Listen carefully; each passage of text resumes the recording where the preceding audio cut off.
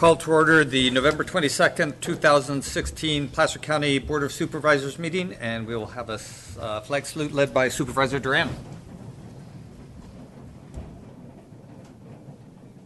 I pledge allegiance to the flag of the United States of America and to the republic for which it stands, one nation, under God, indivisible, with liberty and justice for all. Thank you, Jack. Now we'll have the statement of our meeting procedures read by the clerk of the board. Welcome to the Placer County Board of Supervisors meeting of Tuesday, November 22nd, 2016. Agendas are available on the wall outside the meeting room. If you are here to speak on an issue not appearing on the agenda, you may do so during the public comment period. However, please note that the board is not permitted to take action on items addressed under public comment. All items on the agenda will be open for public comments before final action is taken. When you speak, clearly state your name for the record and be aware there is a 3-minute time limit per speaker. Keep in mind that the chairman has a discretion of limiting the total discussion time on any item.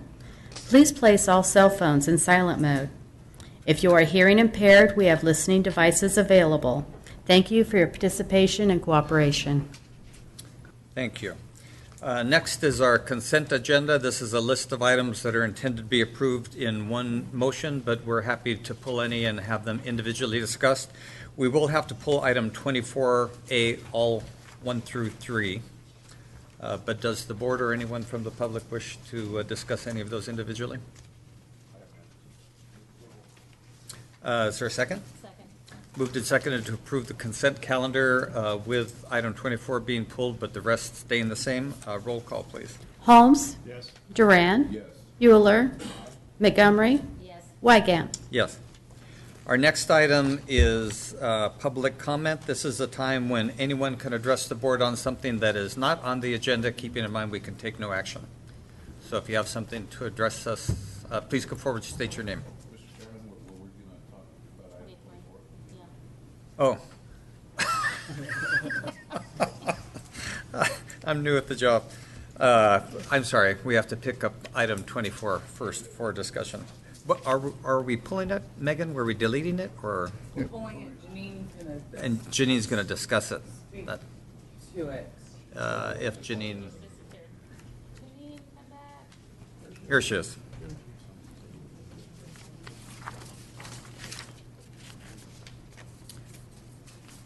And this is proposed Community Facilities District and West Placer Infrastructure Finance District. Janine. Morning. Related to contracts concerning financing for various developments throughout the county. As you're well aware, there are a number of developments, including Bickford Ranch, Riolo Vineyards, and Placer Vineyards. There are contracts for bond counsel, special tax consultant, and financial advisor related to Melrose financing for those projects, and then also bond counsel and financial advisor for the proposed IFD, Infrastructure Finance District, for the Sunset area. I would ask today that you approve all of the contracts except for the contracts related to Placer Vineyards. After further discussion with the project representatives, both the project representatives and staff agree that that item needs to be brought back at a later date to the board. So with that, I'd be glad to answer any of your questions. So the agenda item stays the same except for the Placer Vineyards element of it. Correct. Yeah, thank you. Are there any questions or comments by board members? Anyone from the public who wishes to address this item? Pleasure of the board. Moved and seconded to approve the proposed Community Facilities District Infrastructure Finance proposal, with the exception of leaving out Placer Vineyards. All those in favor say aye. Aye. Opposed? Motion carries. Thank you. Janine. Now we will take up public comment, and please come forward and state your name for the record. Good morning, thank you. My name is Rich Strasser. I'm a resident of North Auburn off of Atwood Road, and I'm actually here to just address the board on a matter that was previously on today's agenda regarding the homeless shelter. And I know that matter had been continued until January's meeting so that the Airport Commission can review some of the MAX recommendations and address the board appropriately. I completely appreciate and respect that. However, what I would like to express is my concern in that the North Auburn MAX recommendations to the board was going to be not to rezone the DeWitt Center, and which in turn would mandate the moving of the existing homeless shelter. My concern is the amount of time that's going to be necessary to make sure all the services available to help facilitate this move are now getting postponed another roughly 60 days. And I just wanted to bring that to the board's attention. It continues to be an issue for the people that live in that area, obviously the county employees that work in the DeWitt Center, and I just wanted to make sure that was addressed and brought to the board's attention that many of the people that have attended the previous MAC meetings expressed some deep concerns that it's just a continuation, and as though they're setting up this emergency continuation of a permit to allow them to remain where they are as is. So, thank you. Thank you. Jack. No, I'm not going to comment on that. Anyone else like to address the board on something that is not on the agenda? Seeing none, I'll move on to board member reports. Do any board members? Jim. Yeah, Mr. Chair, thank you. As you probably know, I'm the appointee to the Capital Corridor Joint Powers Authority, and I'm pleased to give this report. Capital Corridor is celebrating its 25th year in service be next month. And for fiscal year 2016, ridership and revenues were up at 5.8% at 1.56 million passengers. And the revenues over last year, fiscal year 2015, are up at $32 million over last year's revenues. The fiscal 2016 fare box ratio of 55% is an all-time high in the history of the service. And in fiscal year 1998, the ridership was just 463,000. 18 years later, ridership and revenue have more than tripled. For service reliability, the Capital Corridor once again held the top spot out of 47 Amtrak routes nationwide, with a fiscal year 2016 on-time performance record of 94%. This makes it 7 consecutive years in the #1 position. Customer satisfaction is also at a high, with 89% of customers stating that they are highly satisfied. The 89 highly satisfied overall rating is the highest score in the history of the service. So I'm pleased that the service is performing beyond our expectations and look forward to many more years of service on the Capital Corridor ridership. Thank you. Excellent. Any other supervisor reports? Seeing none, we will take up our first timed item, which is a commendation to Francis Stevenson, and that will be presented by Supervisor Montgomery.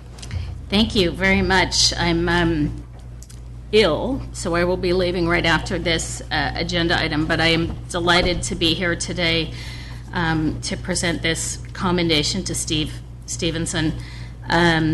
Before I read the commendation and present our presentation items back here, I just wanted to take the opportunity to say that I really wanted to do this for Steve because he, like so many people in Placer County, is someone who's just an incredible, incredible piece of their community and our community.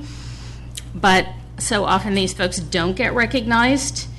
And this commendation, while it's for Steve specifically, is really also dedicated to all those folks who work so diligently for their communities in the background. And Steve is really just kind of a representative of all those people. So he's getting his hearing assist put on right now.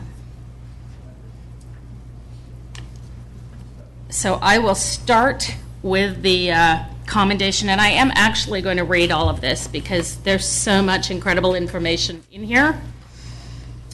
Are we getting there? We're getting there. Okay. All right. Are you hearing me, Steve? Awesome. Good. Because it'd be really ridiculous to have this presentation if the person I was presenting it to could not hear.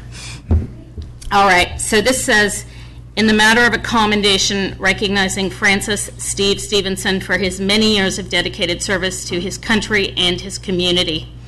Whereas Steve began his long history of public service when he joined the United States Navy and became a frogman as a member of the elite underwater demolition team in what later became known as the Navy SEALs. Steve served in the Korean War and even took 1 year leave from being a firefighter to serve as the only qualified arson investigator in the Vietnam conflict from 1968 to 1969. And whereas he then continued his public service as a policeman, a police detective, and then a fireman in Palm Springs, followed by his service in the Los Angeles Fire Department as a firefighter and fire investigator. And whereas after making his home in Forest Hill, Steve has devoted an immeasurable amount of time and effort in several local veterans organizations, including American Legion Post 587, where he served as the post commander from 1995 to 1997, the Sons of the American Legion, where he was a founding member in 1996, as well as several leadership roles in the Veterans of Foreign Wars Post 11294. And whereas Steve has served in many local service and civic organizations, including the Friends of the Forest Hill Library, where he served as president, and the Odd Fellows. Whereas Steve has demonstrated his commitment to youth development through his support of the American Legion Boys State Program, through his personal presentation to local Eagle Scouts of a commemorative knife and an uncirculated $2 bill, his mentorship of many local at-risk youth, and as a member of the local design committee for the Forest Hill High School campus, completed in 2004. And whereas Steve was instrumental in obtaining grant funding for the reconstruction of the log-structured Forest Hill Veterans Memorial Hall. Thanks to Steve's dedication to the project as the chairman of the Memorial Hall Committee and the liaison between the county and the community during the construction of the new hall. His vision made the Forest Hill Veterans Memorial Hall the beautiful building that it is today. And whereas Steve has awarded thousands of silver dollar coins over the years to deserving individuals in recognition of good deeds and jobs well done. His mission is to make everyone feel appreciated and valued, and he does. Now, therefore, let it be known that the above commendation was duly passed by the Board of Supervisors of the County of Placer on behalf of the citizens of Placer County at a regular meeting held November 22, 2016. It is with great honor that we recognize Steve Stevenson for his service to his country, his county, and the community. Thank you for your service, Steve.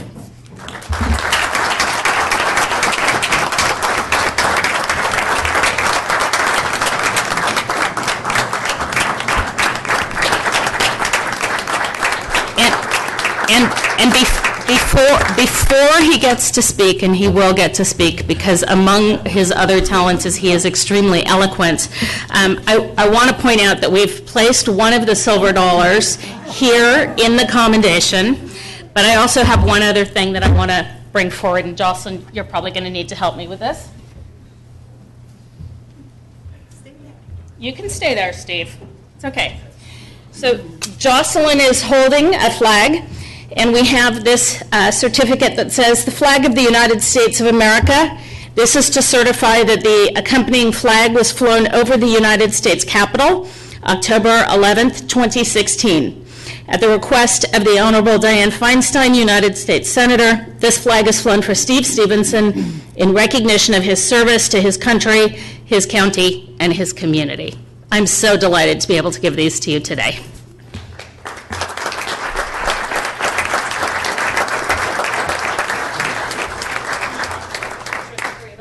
We're going to start with a picture, and then you get to talk as much as you want. Well, maybe not as much as you want. Why don't we have Steve hold the flag? You can hold that. I will hold this. And I won't get too close because I am sick. Oh, let me turn my glasses on, because I am vain.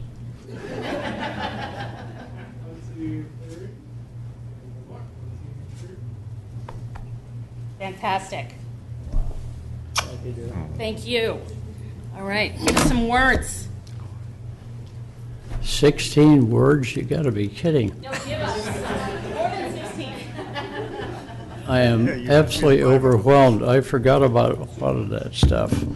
If it wasn't for Rex Bloomfield and Tim Wesley and Stan Stannard, there would be no porches on the Memorial Hall. For once, I'm at a loss of what to say. As is my custom, I give silver dollars for talismans, or I give the little kids big nickels so they don't swallow it. And those are talismans on your desk. Each one has a different intention, and the intention behind those particular ones, and I want you to remember it, is gratefulness. Not only for me, but for the Memorial Hall Board, veterans organizations. That building is the only log veterans hall in the United States. There's a lot of halls like that for community stuff. But if it wasn't for all of the Board of Supervisors and everybody involved, it would not have happened. I had a long speech, and boy, I absolutely forgot what I was going to say. That's a first. Anyway. Steve, can you explain the genesis of why you give these out? That's about 10 minutes. Well, can you make it 2 minutes? Okay. The abridged version? Basically, when I was a policeman in Palm Springs, we used to park cars at the Ocotillo Lodge, and there was a man from Chicago that used to give us silver dollars and $2 bills, and we just loved him. Everybody couldn't wait to get out there and open the door. One day he says, I wasn't always rich. There was a gentleman that used to give me silver dollars, all of us in $2 bills, and we just loved the fact we get all kinds of tips, but that was meaningful because it was meant for us. And I have just carried this on. That's a neuro-linguistic programming technique. A clear intention coupled with an expectation of success and a physical anchoring of the coin triggers your subconscious. You're really serious about what you're asking for. Once the subconscious buys it, what I call the system delivers it. As you go through life, there will be clues regarding what you're asking. You just got to ask once. The question is, be careful what you wish for. Bless you all. Thank you.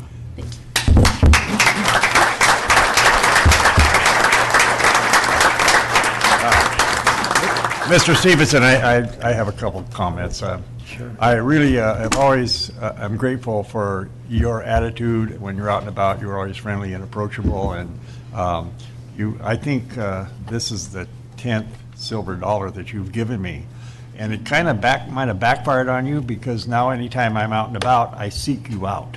That's good. But thank you so much for all you've done for your community and the county and our country. It's really, we're really grateful. Thank you.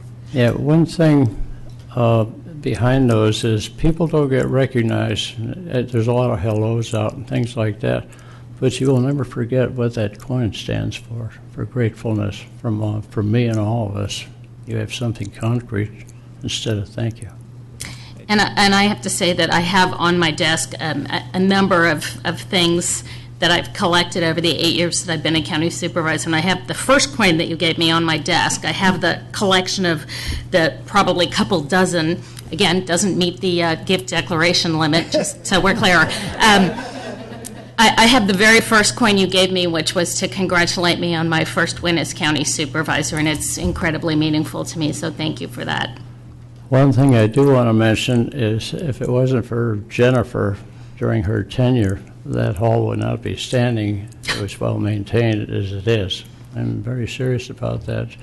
Rex Bloomfield is terrific in that, and you hands down have equaled and topped that, and I appreciate it. Well, thank you, and as I've said very publicly and very clearly, I don't believe the county will ever build and maintain another log cabin because they're extremely expensive to maintain. So we might put all these silver dollars toward the maintenance. Thank you, Steve. SW Allen is our contractor, and he said he built a house and he will never do that again. Out of logs. Thank you so much. Thank you.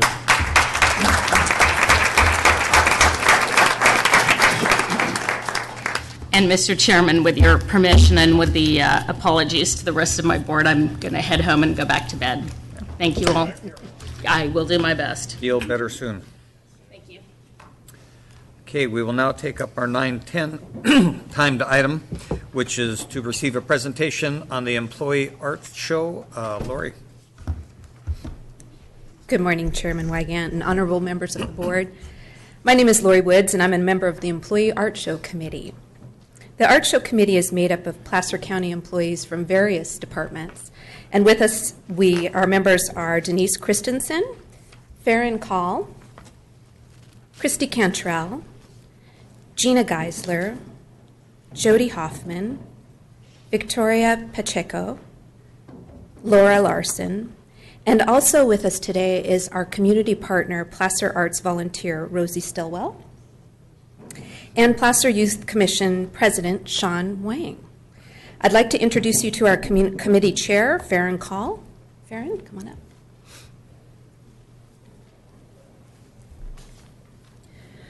We're here to invite everyone, board members, the public, and employees, to our annual Employee Art Show, coordinated in partnership with Placer Arts. Our show opens November 29th and runs through February 28th, 2017. Placer Creates, the 4th annual Placer County Employee Arts and Crafts Show, features 27 artists from various departments with over 60 pieces of artwork. They've used a variety of media, including paints, fabric, music, and fused glass. Sharing their artwork helps employee artists gain confidence that can then be applied to their personal and professional lives. For some employees, Placer Creates is the first time they've displayed their artwork. Whether participating as a committee member, artist, or viewer, the annual art show has allowed Placer County employees to gain a new appreciation for their colleagues and has fostered a sense of community. Art will be displayed here in the Domes, the Community Development Resource Center, the Finance Administration Building, the Tahoe City Library, and the Administrative Center in Tahoe City. Placing art in public spaces allows us to share our talents with the community we serve and show them another side of county employees. I would like to now introduce you to my fellow committee member, Gina Geisler.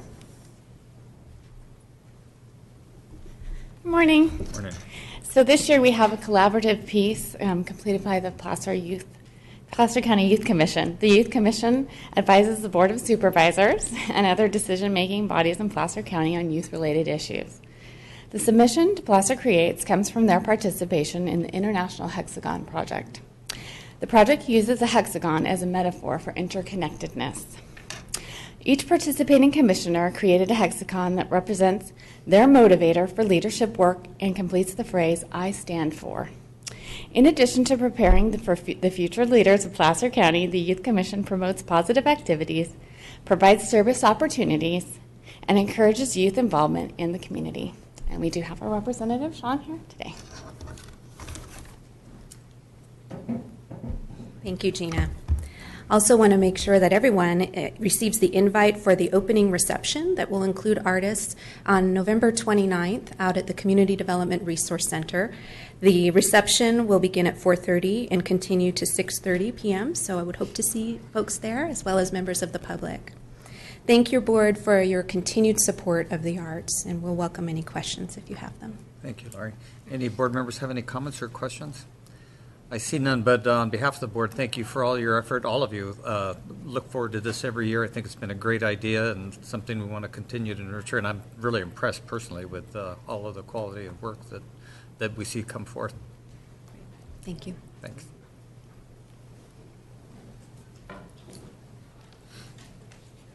We will now take up our 9:20 timed item, which is a presentation on the Williams School annual report from our superintendent of Placer County Schools, Gail Garbellino Mojica. Excuse me, Gail. Thank you, Chairman Wygant and members of the Board of Supervisors. I'm here with my annual report on the Williams Schools in Placer County.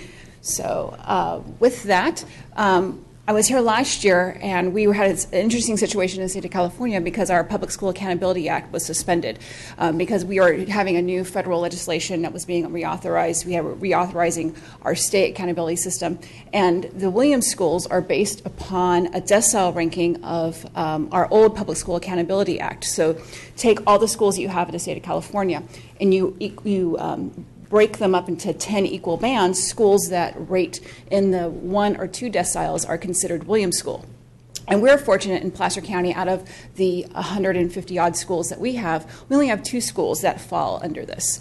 The good news is that the state is currently revising their Public School Accountability Act, and I suspect next year when I'm here, we will have new information for you, hopefully not any new schools, but we look forward to moving in the future and being able to use some real-time data, because this data is based upon 2012, so that's 4 years old.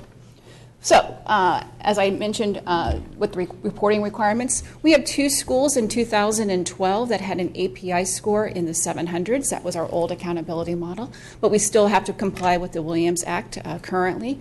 Those 2 schools are in the Auburn Union School District, Rock Creek Elementary School, and in the Roseville City School District, Woodbridge Fundamental School.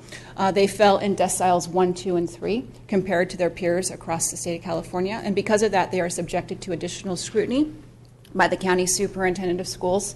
That is making sure that we have sufficient instructional materials, that they're all standards-based, that we have the school site is clean and in good repair, that there's accurate information on the school accountability report card that they produce every year, and that all the teachers that are have the appropriate teaching credentials within their assignment, so that we don't have English teachers that are teaching calculus in our high schools, and that we have students who are English language learners are with a teacher that is appropriately credentialed. So as you can see for the Rock Creek Elementary School and Auburn Union, there was no findings that they met all areas of the compliance with Rock Creek Elementary School, and the same with Woodbridge Fundamental School. They met all those criteria. So with that, that's all that I have to report. Hopefully next year I'll have more interesting information for you. Thank you, Gail. Any questions? Any questions, comments by board members? I see none. Thank you. Thank you. So we will now take up our first department item, which is probation, electronic monitoring equipment, and services.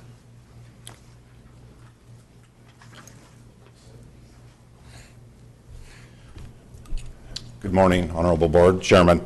I'm David McManus, Assistant Chief Probation Officer, and I'm here this morning to ask the Board to approve purchase order renewals for the probation department's electronic monitoring and transdermal alcohol detection equipment. As your board is aware, the probation department uses electronic monitoring to provide alternative sentencing options to appropriate offenders, allowing them to maintain housing and employment and access to treatment. We also utilize it for continuous GPS tracking of probationers and post-release community supervision offenders who are deemed high risk or an immediate threat. And we're also using it to determine residency of offenders who attempt to manipulate the system by failing to give a residence to us. And finally, we are also using it to hold transient offenders accountable by tracking them when we don't have a residence to contact them at. And we're utilizing the Scram alcohol detection devices to monitor alcohol abstinence on DUI offenders and as an intermediate sanction for offenders who violate their abstinence clause. So therefore today we're requesting 3 actions by the board. One is to approve the renewal of the 2 blanket purchase orders for monitoring equipment and alcohol detection equipment for the period January 1st, 2017 through December 31st, 2017. And that's not to exceed $445,000 total for both contracts. And those funds are currently budgeted in our 16-17 budget and will be requested in the 17-18 budget. And then second, we also are asking for the option to renew those contracts yearly through 2019 at a cost not to exceed 10% annually of the $445,000 requested. And then third, we want to authorize the purchasing manager to sign the required documents and to transfer funds between the two BPOs as necessary. These two contracts with satellite tracking of people for the electronic monitoring and the alcohol monitoring systems, Inc. for the alcohol monitoring are competitively bid and awarded and provide us an economy of scale through a nationwide procurement process. So thank you for your time, and I'll answer any questions you might have. Thanks, Dave. Jack? Yes, David, thanks a lot for bringing this forward. I've been fortunate enough to sit on the Criminal Justice Policy Committee for the county, representing the Board of Supervisors. Have been entertained by a lot of the data that has come out and been presented to the committee. If you could tell us a little bit about the benefit of having this type of a device and the cost savings over to your department as far as man hours and those kinds of things. Well, the benefit and the cost saving is even beyond our department to the criminal justice system in general, because those appropriate offenders who can be maintained in the community to serve their sentences, it saves the potential jail beds, keeps people connected to their housing and to their employment. It also creates efficiencies for our department, as you pointed out. We now have mobile computers in all of our vehicles, and our staff can actually track offenders that are on electronic monitoring from their vehicles. We're holding people more accountable. There's always offenders who will try to manipulate and not give a residence address and say they're staying in different areas. We can track down where they're staying. As a sanction, the SCRAM device, the alcohol device, allows us, when appropriate, to intervene with an intermediate sanction instead of necessarily taking more drastic action that affects the court and the jail system. And the SCRAM can also detect manipulation of the device Yes, itself, correct? It does. Okay. And have you had much attempts to manipulate or disable or the device at all? There are times when it's disabled. There are times when people will give less than credible reasons why it's reading positive, but we're pretty satisfied with the science behind it, yes. Okay, great, thank you. I'd like to move approval on this item. Second. Been moved and seconded. All those in favor say aye. Aye. Opposed? Motion carries. Thanks, Dave. Thank you. Appreciate it. We'll now take up our next department item, which is Treasurer, Election Services for Ballot Measures regarding SEI Consulting Group. Janine.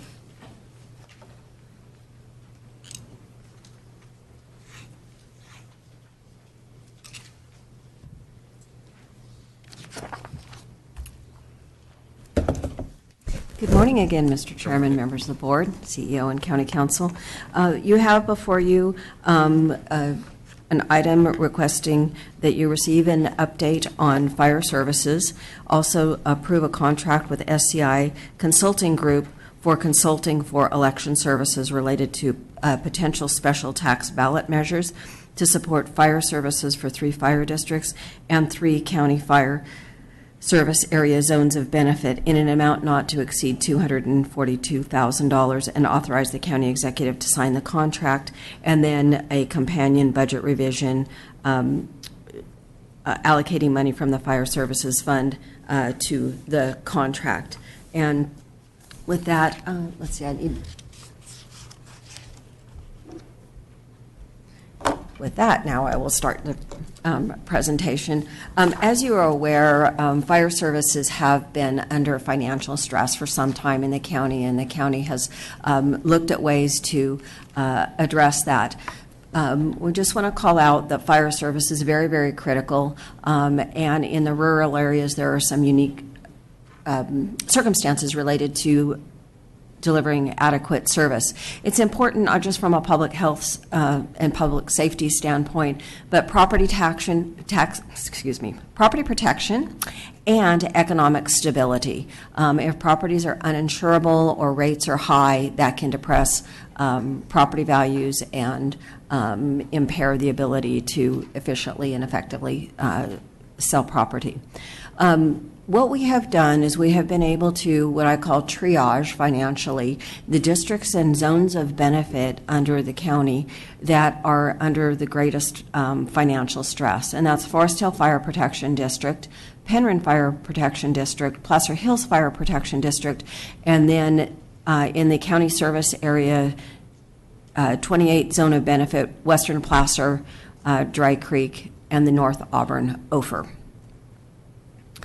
The primary reasons for the revenue and expenditure imbalances have to do with property share, tax shares being locked in at 1977 levels. At that time, the share of property tax of the $1 base amount was locked in on a pro-rata basis based on spending and budgets at that time. The other thing is that in our rural areas, populations have increased and there are more structures than were previously there. Fire apparatus and equipment costs have increased dramatically, particularly over about the last 10 years. Also, personnel training requirements and the associated costs with that training have also risen. And there are also increased training and other requirements that have resulted in reduced volunteer ranks. So some of our fire departments back in 1977 were completely volunteer, like the Loomis Fire District. As a result, they had a very low budget. Their property tax share was locked in based on that. A number of years ago, there were a minimum number of hours required for volunteer training, upwards of 40 hours. By the time volunteers commit to the training, they don't have a whole lot of extra time after their day job to commit to actually fighting fire and helping with emergency services. There, as I stated before, rural fire districts have been under financial pressure for some time. There are a number of districts, Dry Creek, Placer Consolidated, and Ophir, that have ceased to exist over the last couple of years. Those districts are now zones of benefit 193 and 165, which, as I mentioned, those are zones of benefit that continue to have revenue and expenditure imbalances. Districts have done a very good job up to now maintaining adequate service levels. They have shared different services from fire chiefs to administrative services. They have utilized reserves, which actually has now become problematic. They have reduced staff to less than optimal shift coverage, and they are challenged when there are absences in their ranks. Firefighters and emergency responders are paid very low wages in these districts, minimum wage and or little more than that, and few, if any, benefits. They're utilizing their equipment beyond useful life, and they are increasingly relying on strike team revenues, where they're sending the bare bones staff that they have out of the county to fight fires across actually the western United States. So what does that look like in the capital spending impacts? The budgets are too stressed to maintain reasonable and sustainable capital budgets. This shows you from fiscal year 11-12 to fiscal year 15-16 that everywhere it's red where they have had a deficit spend, there's been an equipment purchase. They've needed to purchase equipment, and because their operating budgets, they cannot set aside enough money into their capital accounts for replacement. When they get to the point where they're forced to purchase apparatus and equipment, it throws their operating budget into a deficit. And so this reflects the history of that occurrence. So we have made some preliminary projections about their fund balances and what the revenue and expenditure imbalances look like. What we have done is we have incorporated the minimum wage adjustments starting in the 17-18 fiscal year, where they are mandated to be implemented.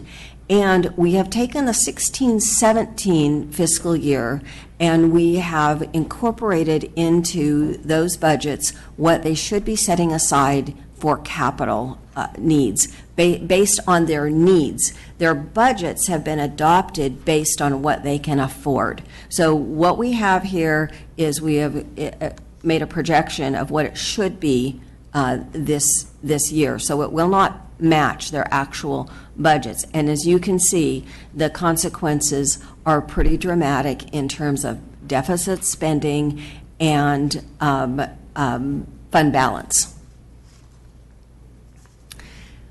So fire districts have to need to secure additional revenues.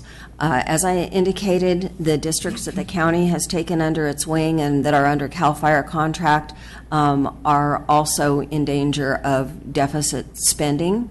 And so, and some of the districts will actually deplete their reserves by the end of the current fiscal year.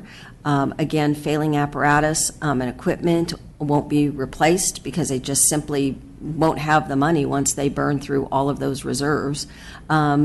Districts, as the prior slide reflected, cannot sustain minimum wage impacts, which increases wages at all levels. If you increase wages at the lower levels in order to maintain salary differentials for staff that have greater responsibility or greater technical expertise, you start to have impaction. So it affects salaries up through the ranks. Stations may become unmanned during certain shifts or completely shuttered for a couple of the districts who have more than one station. Reduced service levels, if those things occur, can result in prohibitively expensive insurance rates, uninsurability, and loss of property value, as I mentioned before. This slide is meant to show what that disparity from having the property tax share locked in at 1977 rates. So it shows the first column shows the 2016-17 property tax share from the base $1 rate that is charged to every taxable parcel in the state of California for those districts. That's their base rate and what that equivalent share is. So South Placer gets about 12 cents of every dollar, and Loomis gets not quite 2 cents of every dollar.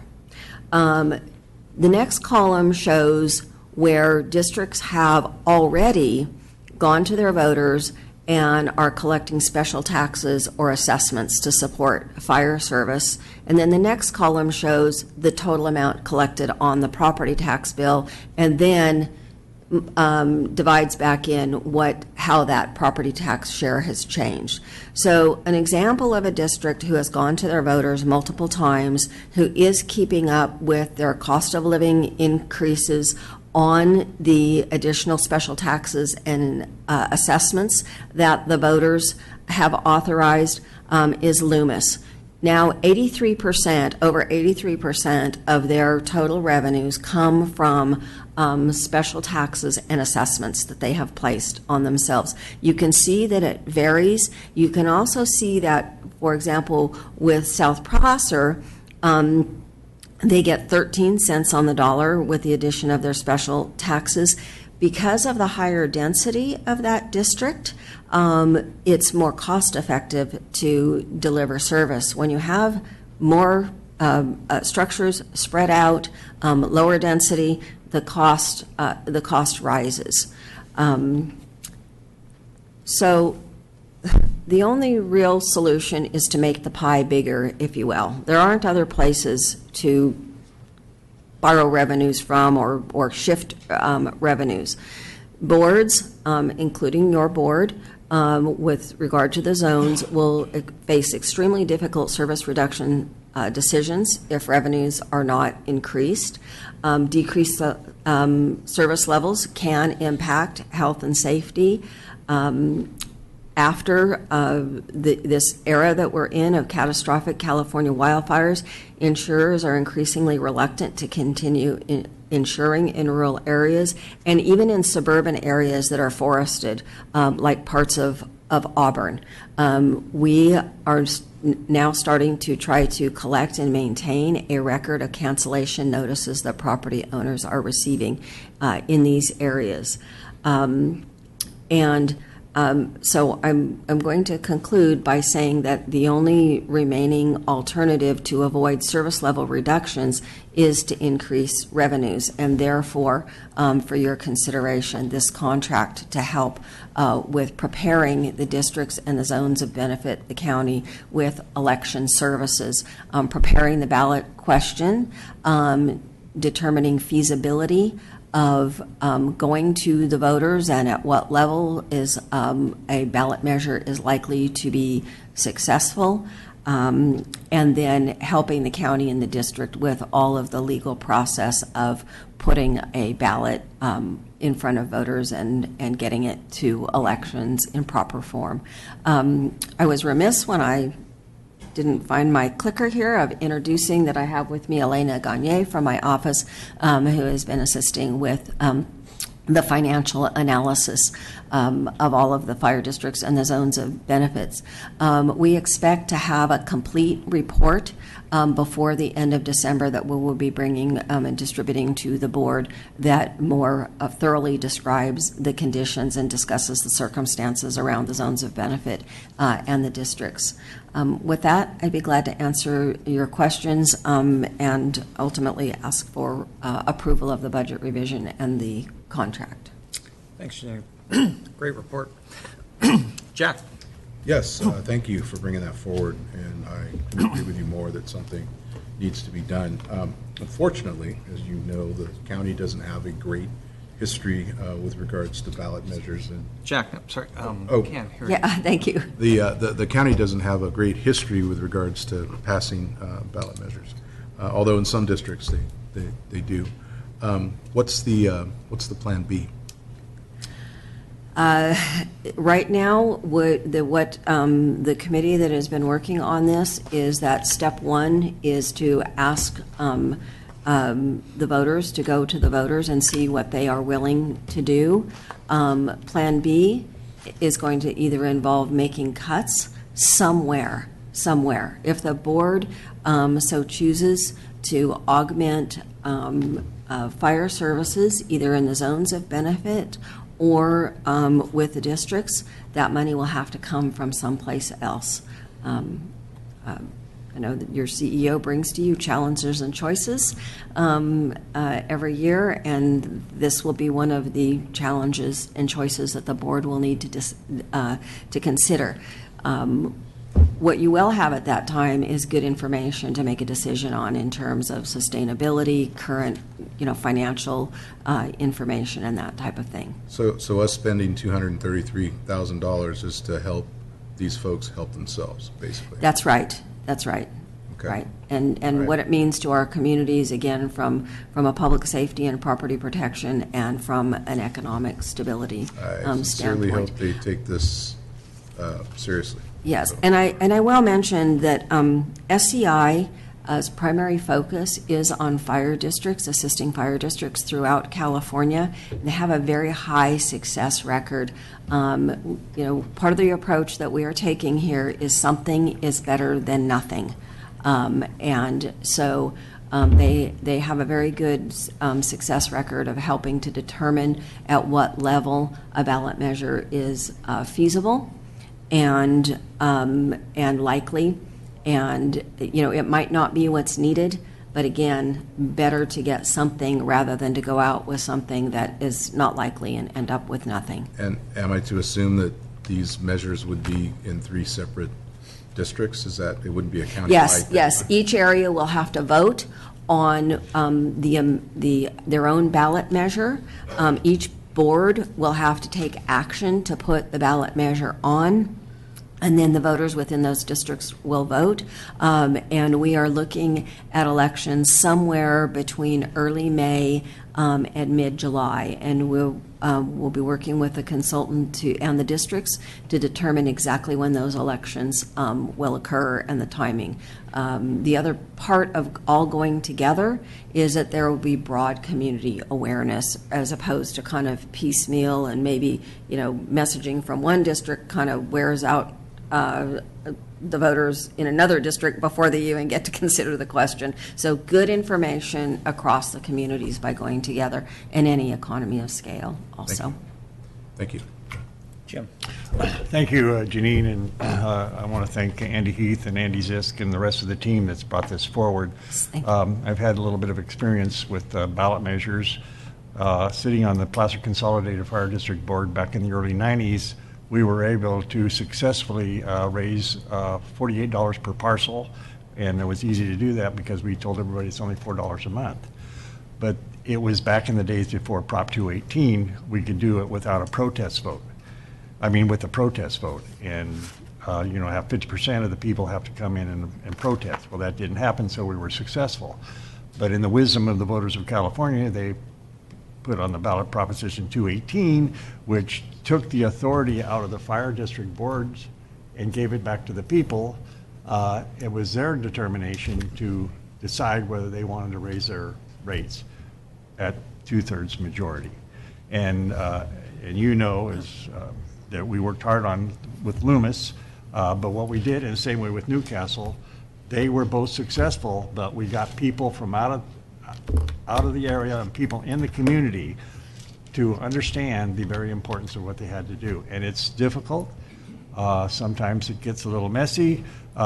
Loomis was very successful. We got 70%, or a little more than 70% of the vote. And then in Newcastle, we got pretty much about 69%.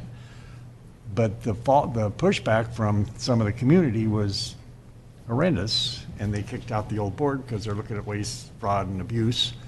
And then the new board comes in, and then it takes them a while to figure out, well, yes, this was the right thing to do. But it's very difficult to ask fire district boards to go out to their public and ask for an increase, although much needed.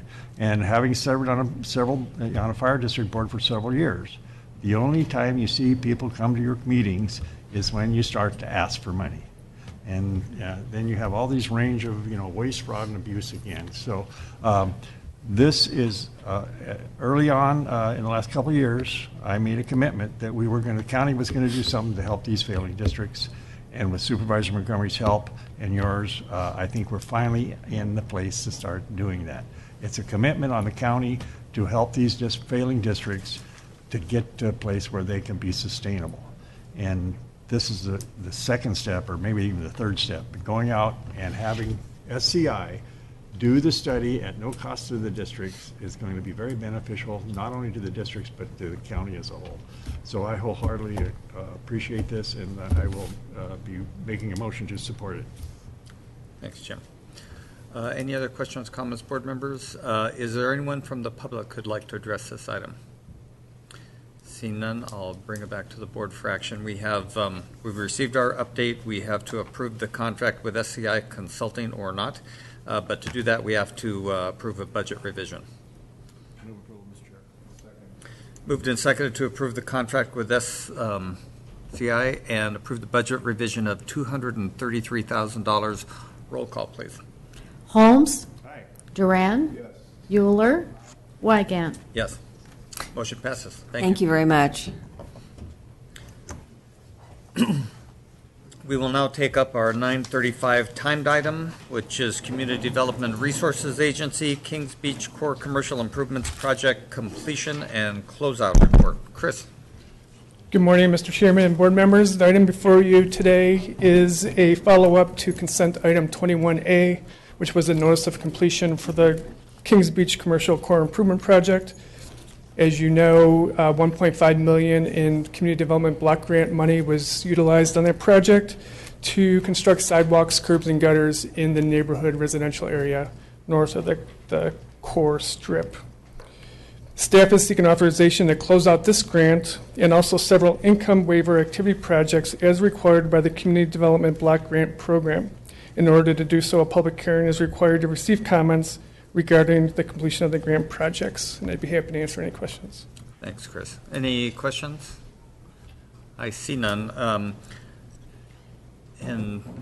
This is a public hearing, so I'm going to open up the public hearing, and it looks like there's no one in Lake Tahoe. Okay. So is there anyone from the public here who would like to address this item? Seeing none, I'll close the public hearing and bring it back to the board for action. Moved and seconded. All those in favor say aye. Aye. Opposed? Motion carries. Thank you, Chris. Our next item, timed item, is the 10 o'clock timed item. 5 minutes in. Are we close enough for?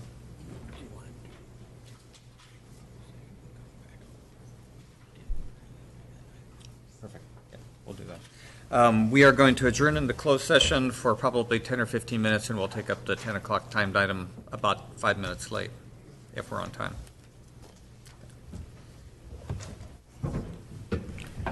The board is adjourning to closed session to have a conference with legal counsel to discuss two cases of existing litigation, Confederated Tribes versus Jewel, and on the supplemental agenda, League to Save Lake Tahoe versus County of Placer.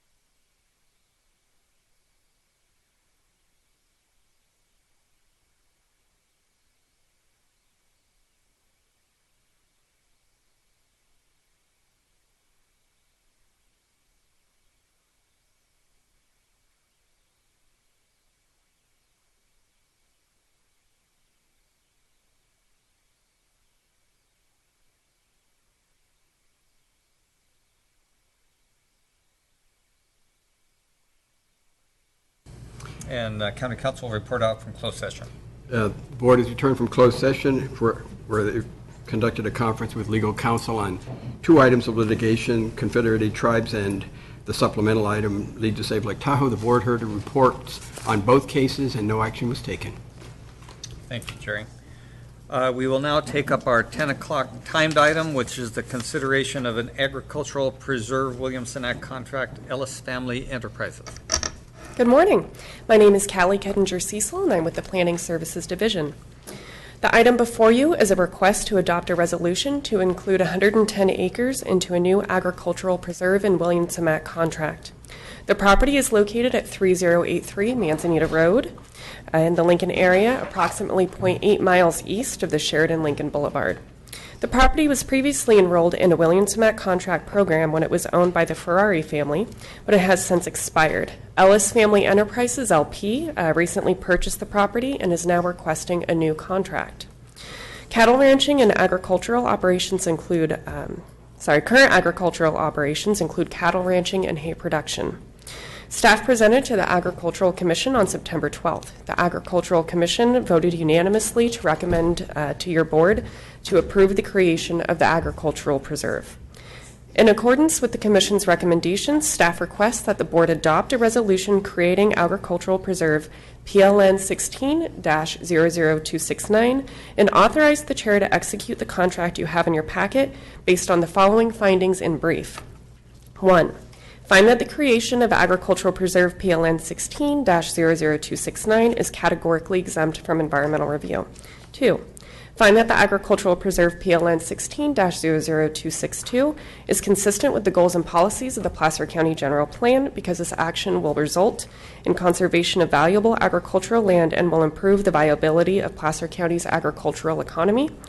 3, find that the Agricultural Preserve PLN 16-00262 is consistent with the requirements of the California Land Conservation Act and the Placer County Williamson Act ordinance. Adopt the resolution to establish Agricultural Preserve PLN 16-00262. And finally, approve and authorize the chair to execute a land conservation agreement for PLN 16-00262. If you have any questions, I am available. Thank you. Any questions by board members? Seeing none, this is a public hearing, so I will open it up to the public for any comments. Seeing none, I'll close the public hearing and bring it back to the board for consideration. Moved and seconded. All those in favor say aye. Aye. Opposed? Motion carries. We will now take up our 10:15 timed item, which is Community Development Resource Agency Local Hazard Mitigation Plan, General Amendment. Chris. Good morning again. Christopher Schmidt, the Planning Services Division. The item before you is an administrative text general plan amendment to update the community safety element of the general plan to incorporate by reference the Placer County 2016 Local Multi-Hazard Mitigation Plan that was adopted by your board on May 17th. In order to be consistent with the requirements of the Disaster Mitigation Act of 2000, the county is required to update its plan every 5 years. Updating the plan allows the county to be eligible for future federal disaster mitigation funding and other grant programs. The Federal Emergency Management Agency requires the safety element be amended to incorporate the 2016 update by name. Staff report shows the minor text changes and includes a resolution and findings necessary to amend the Placer County General Plan to meet FEMA's requirements. I'd be happy to answer any questions. Thanks, Chris. Any questions, board members? It's a public hearing also, so I'll open it up to the public for any comments. Seeing none, I'll close public comment and bring it back to the board for consideration. Moved and seconded to approve the general plan amendment regarding the local hazard mitigation plan. All those in favor say aye. Aye. Opposed? Motion carries. Thank you. Thank you, Chris. Okay, our next timed item is at 10:30. We've finished all our department items, and we have also finished closed sessions, so we will take a 15-minute break. Thank you. Wow.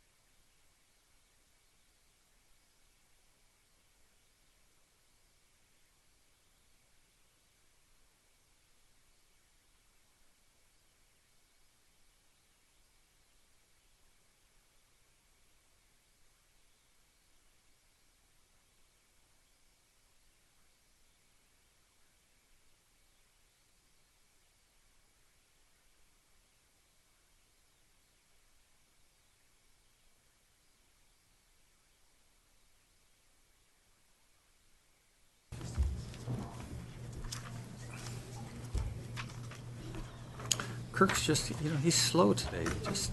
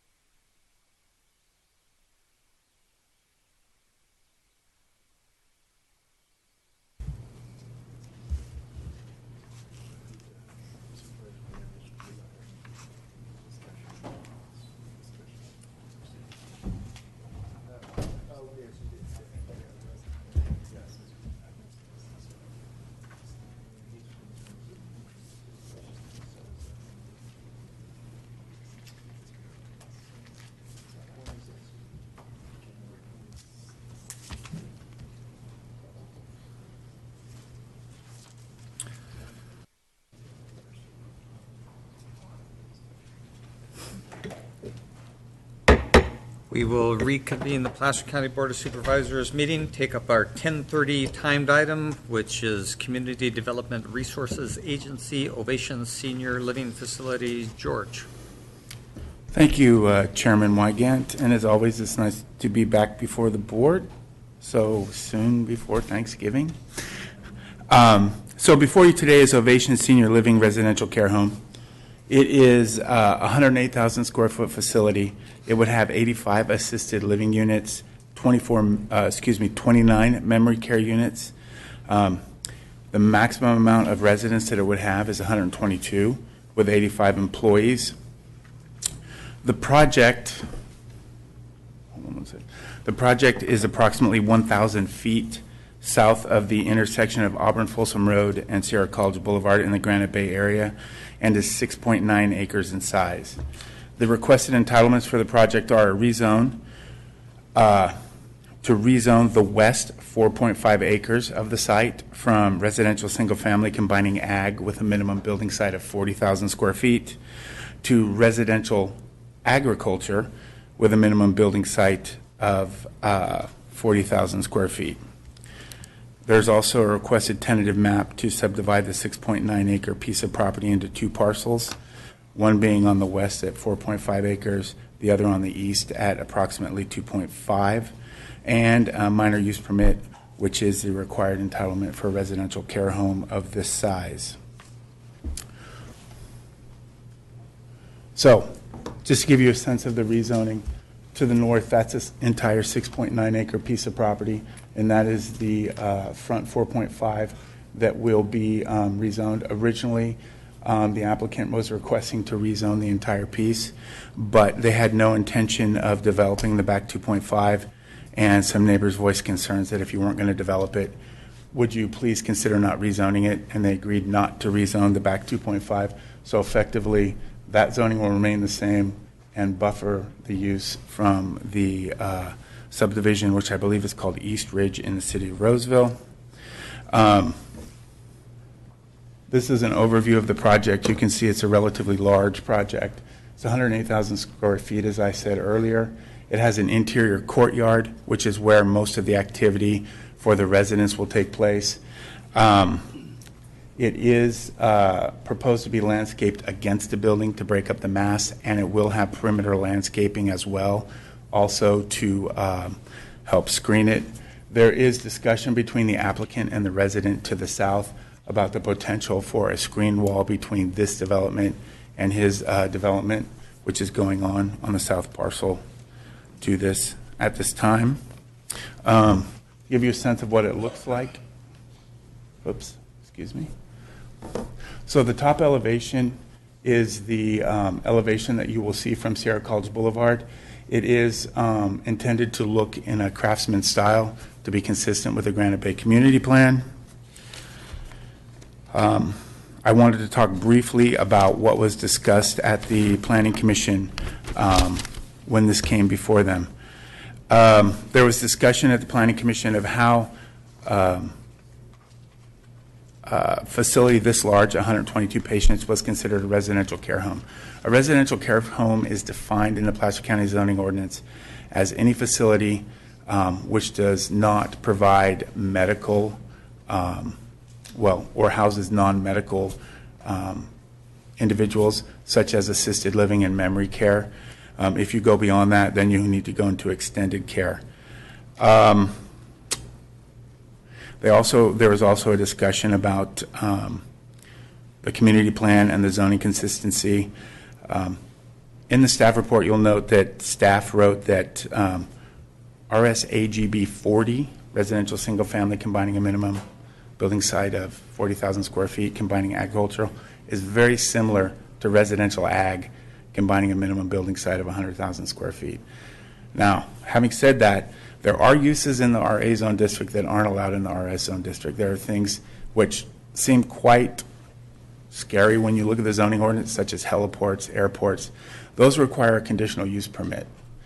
And what I would tell you is if you took a residential agricultural neighborhood zoned for 40,000 square foot minimum and a residential single family neighborhood combining ag zoned for 40,000 square foot minimum lot size, that if you put those two together, they would look virtually identical. There might be a slight difference with regard to the amount of animals on the parcels and that sort of thing, but I'm going to guess that the transition between those two neighborhoods would almost be seamless. The uses based on the parcel size would almost look identical. There was also a discussion about traffic impacts. The project as proposed will have no significant traffic impacts, as was demonstrated in the traffic study prepared for the project. There was discussion about noise impacts associated with the project. Most of the discussion centered on would there be noise coming from this project that would affect surrounding properties. The noise study showed that the largest noise generator on this project is the air conditioning units on the roof, and that those would not create enough noise to go beyond the noise limits allowed in the Placer County noise ordinance. There was also a discussion about noise coming in from surrounding properties and specifically Sierra College with regard to the residents. That also does not exceed the noise levels in the noise ordinance for the county, so there is no noise impacts. The most discussed item, though, was about emergency services. South Placer has sent us several letters. They are not concerned about the project at this point. As you can tell from the previous site plan, it has full circulation around the project. It does only have one point of ingress and egress. However, as long as the radius is and that sort of thing accommodate a fire truck, they seem to be fine with it. There was also a lot of discussion about it will overburden emergency services because there will be a lot of calls because of people who fall or may get hurt and that sort of thing. According to the business model that I am told by the Ovation people, is that they have personnel on site and they do not call emergency services on a regular basis. They have people on site who can deal with these things, pick people up, move them, and if they do need medical attention, most of the time they transport them in a non-medical mode to get to the hospital. Also, with regard to, that's pretty much all I have right now, but I do need to make one modification, and that is condition 53G. And basically, what was decided at the Planning Commission was when the back 2.5 is not rezoned, that any development that took place on that would be restricted to one story. The condition as it's written is ambiguous, so that will be changed to say the 2.5 eastern parcel will be restricted to one story development, and that was at the agreement of the applicant. The Planning Commission did make a recommendation to you that you approve the project as proposed, and that was the recommendation that they made. Adopt the mitigated negative declaration, adopt an ordinance to rezone the parcel, approve the tentative map, and approve a minor use permit to entitle the residential care home. That's all I have unless you have any questions. Thank you, George. Jack, then Kirk. Yeah, George, I had a question with regards to the site and the use itself. Did you and this may be more appropriate for the applicant, but did you do any survey as to how many of these types of units are in the county in general, and whether or not, there's a need for these types of units? We did not. As part of the entitlement process, we did not look at whether this would be economically viable as far as whether it would be filled or not. I can tell you that most of the ones that are in Granite Bay right now, there's Eschaton, there's a new one, Country House, there's some other memory care. Most of those, my understanding, are full. I don't know. I would defer to the applicant, see if he has any other information. I kind of figured the applicant. Yeah. And the applicant can speak to that when they have their opportunity. So, thank you, George. Mm-hmm. Kirk? Yeah, George, a couple questions based on communications that our board has received. First of all, there's a lot of discussion about taking advantage of a loophole in order to build this facility on this site. Our zoning ordinance allows for these facilities in residential multifamily, residential agriculture, and farm zoning. Is that correct? Correct. Those three different zone districts? Yeah, that's correct. Facilities of this size in those? Okay. Residential multifamily, to me, sounds like, well, that would be the most obvious one that you would say, okay, that's consistent with this kind of a use. When the 1989 Granite Bay Community Plan was adopted, did it create any new residential multifamily opportunities? Not that I'm aware of. I think there are 2 pieces of property that are zoned residential multifamily that are occupied. One's a mobile home park, and I believe one is, not sure, but it's a set of duplexes. It's off of Olive Ranch Road, Yeah, north side of Olive Road, Ranch Road, just a little bit west of the Winterhawk. Winterhawk, exactly. Yeah. Those are the only 2 that I'm aware of. So in 89, no provision for any facilities like this was made by virtue of zoning? No. Residential ag and farm. Mm-hmm. Do you typically find those zone designations on heavily trafficked roadways? No, I do not. They're typically tucked back in? More rural areas, more rural neighborhoods, that sort of thing. Okay. Do you typically find those zone districts served by sewer and water? Hardly ever. Facilities like this would not be allowed to be built without sewer and water, is that correct? That's correct, yes. So we essentially, within the Granite Bay Community Plan area, have no zoning under RA or farm that would allow or would be suitable by virtue of location and proximity to infrastructure and heavily trafficked areas where you could build a facility like this. Is that correct? That is correct, yes. So to say that this is a quote-unquote loophole when the zoning ordinance, which applies not just to Granite Bay, but the entirety of the county, the zoning ordinance specifically identifies those 3 zoning designation things, and yet within the Granite Bay Community Plan, you cannot find any of those that would allow for this kind of use. We would have essentially have zoned it out of Granite Bay altogether without forcing them through this kind of a process. Is that correct? Yeah, I would agree with that. Okay. In your presentation, you said the facility was 108 square feet. 108,000. I'm sorry? 108,000. I'm sorry. Yes. 100. Yes. Good distinction. Yeah. 108,000 square feet. Right. That's first floor plus second floor. Yes. Okay. Part of the communication received by our board was a letter from Ms. Berry claiming to be the president of the Defend Granite Bay Group. She's claiming that the facility is 304,027 square feet. Any idea where that number came from? Yeah, I do. There is a drainage study that talks about impervious surface, which is not the same as coverage in the zoning ordinance. It talks about the site will have 62% impervious surface. That's hardscape, parking lot, sidewalks, that sort of thing. When you calculate coverage for the zoning ordinance, you calculate under roof. And this meets that requirement in the zoning ordinance, under roof coverage. Right. Okay. There's also the claim in her letter that the facility will accommodate a number exceeding 200 residents? Not that I'm aware of. It's conditioned to have 122. Okay. I think the other questions I have are more operational in nature, and so I'll reserve those for the applicant. That's all I have right now, Mr. Chairman. Thank you. Thank you. I see no other questions or comments at this time, George. So I'm going to open up the public hearing. County protocol provides that the applicant speaks first, and we'll have an opportunity to make any correcting statements at the end, and then we'll open it up generally to anyone in the public who'd like to address the board. So is there a representative from the applicant who would like to address the board?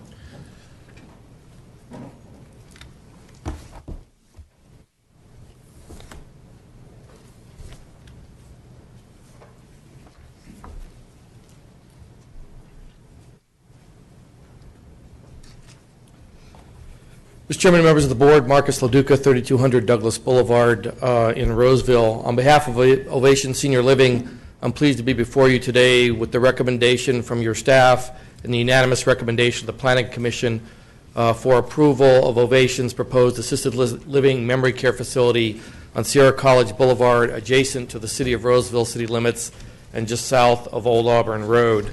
As explained in your staff presentation, their staff report, the proposal here is to locate the Ovation project on the western 4.5 acres of the 7-acre parcel that is proposed, that is before you today. The eastern 2.4 acres, we don't have any development plans for that at this point. There's some significant topography there, and so the developability of the site at this point would still need to be analyzed when someone comes forward with a project. However, for the rear parcel, in response to comment letters that were received the day before the Planning Commission hearing last month, my client agreed to withdraw the rezone request on that eastern 2.4 acres nearest to the East Ridge neighborhood, and in addition agreed in response to a comment that was made by a member of the public at the hearing that any development on that eastern 2.4 acres would be one story in height. So again, the idea was to try to be responsive to folks that were adjacent to the project who had those concerns. We just want to highlight a few issues for you today. One, the 85 employees will staff the facility over 3 shifts over a 24-hour day. Shift changes will be at 6 a.m., 2 p.m., and 10 p.m. So before the morning and afternoon rush hours, as well as at night. So in terms of peak hour traffic impacts on either intersections or roadways, they're simply non-existent for this project because, again, the facility, the shift changes are outside those hours, and that was done intentionally to avoid those type of issues. In terms of surrounding uses, contrary to what you might hear today, there are not residential single-family uses on all 4 sides of the project. There's residential single-family uses on one side, and that is on the property to the south. Immediately to the north is an open space parcel owned by the city of Roseville. The eastern 2.4 acres is separating the project itself from the East Ridge neighborhood to the east, and then you have Sierra College Boulevard to the west.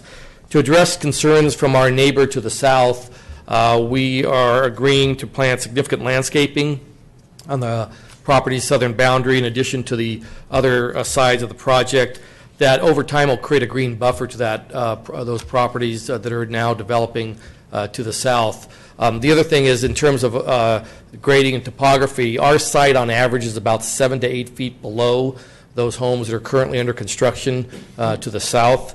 Again, in terms of locating a facility such as this next to high-end homes, I submitted to you a photograph that shows the Eschaton facility, which is on Barton Road, just to the south of Douglas Boulevard. It is adjacent to homes that range in price from $2 to $3 million. It actually shares a driveway with several of those homes.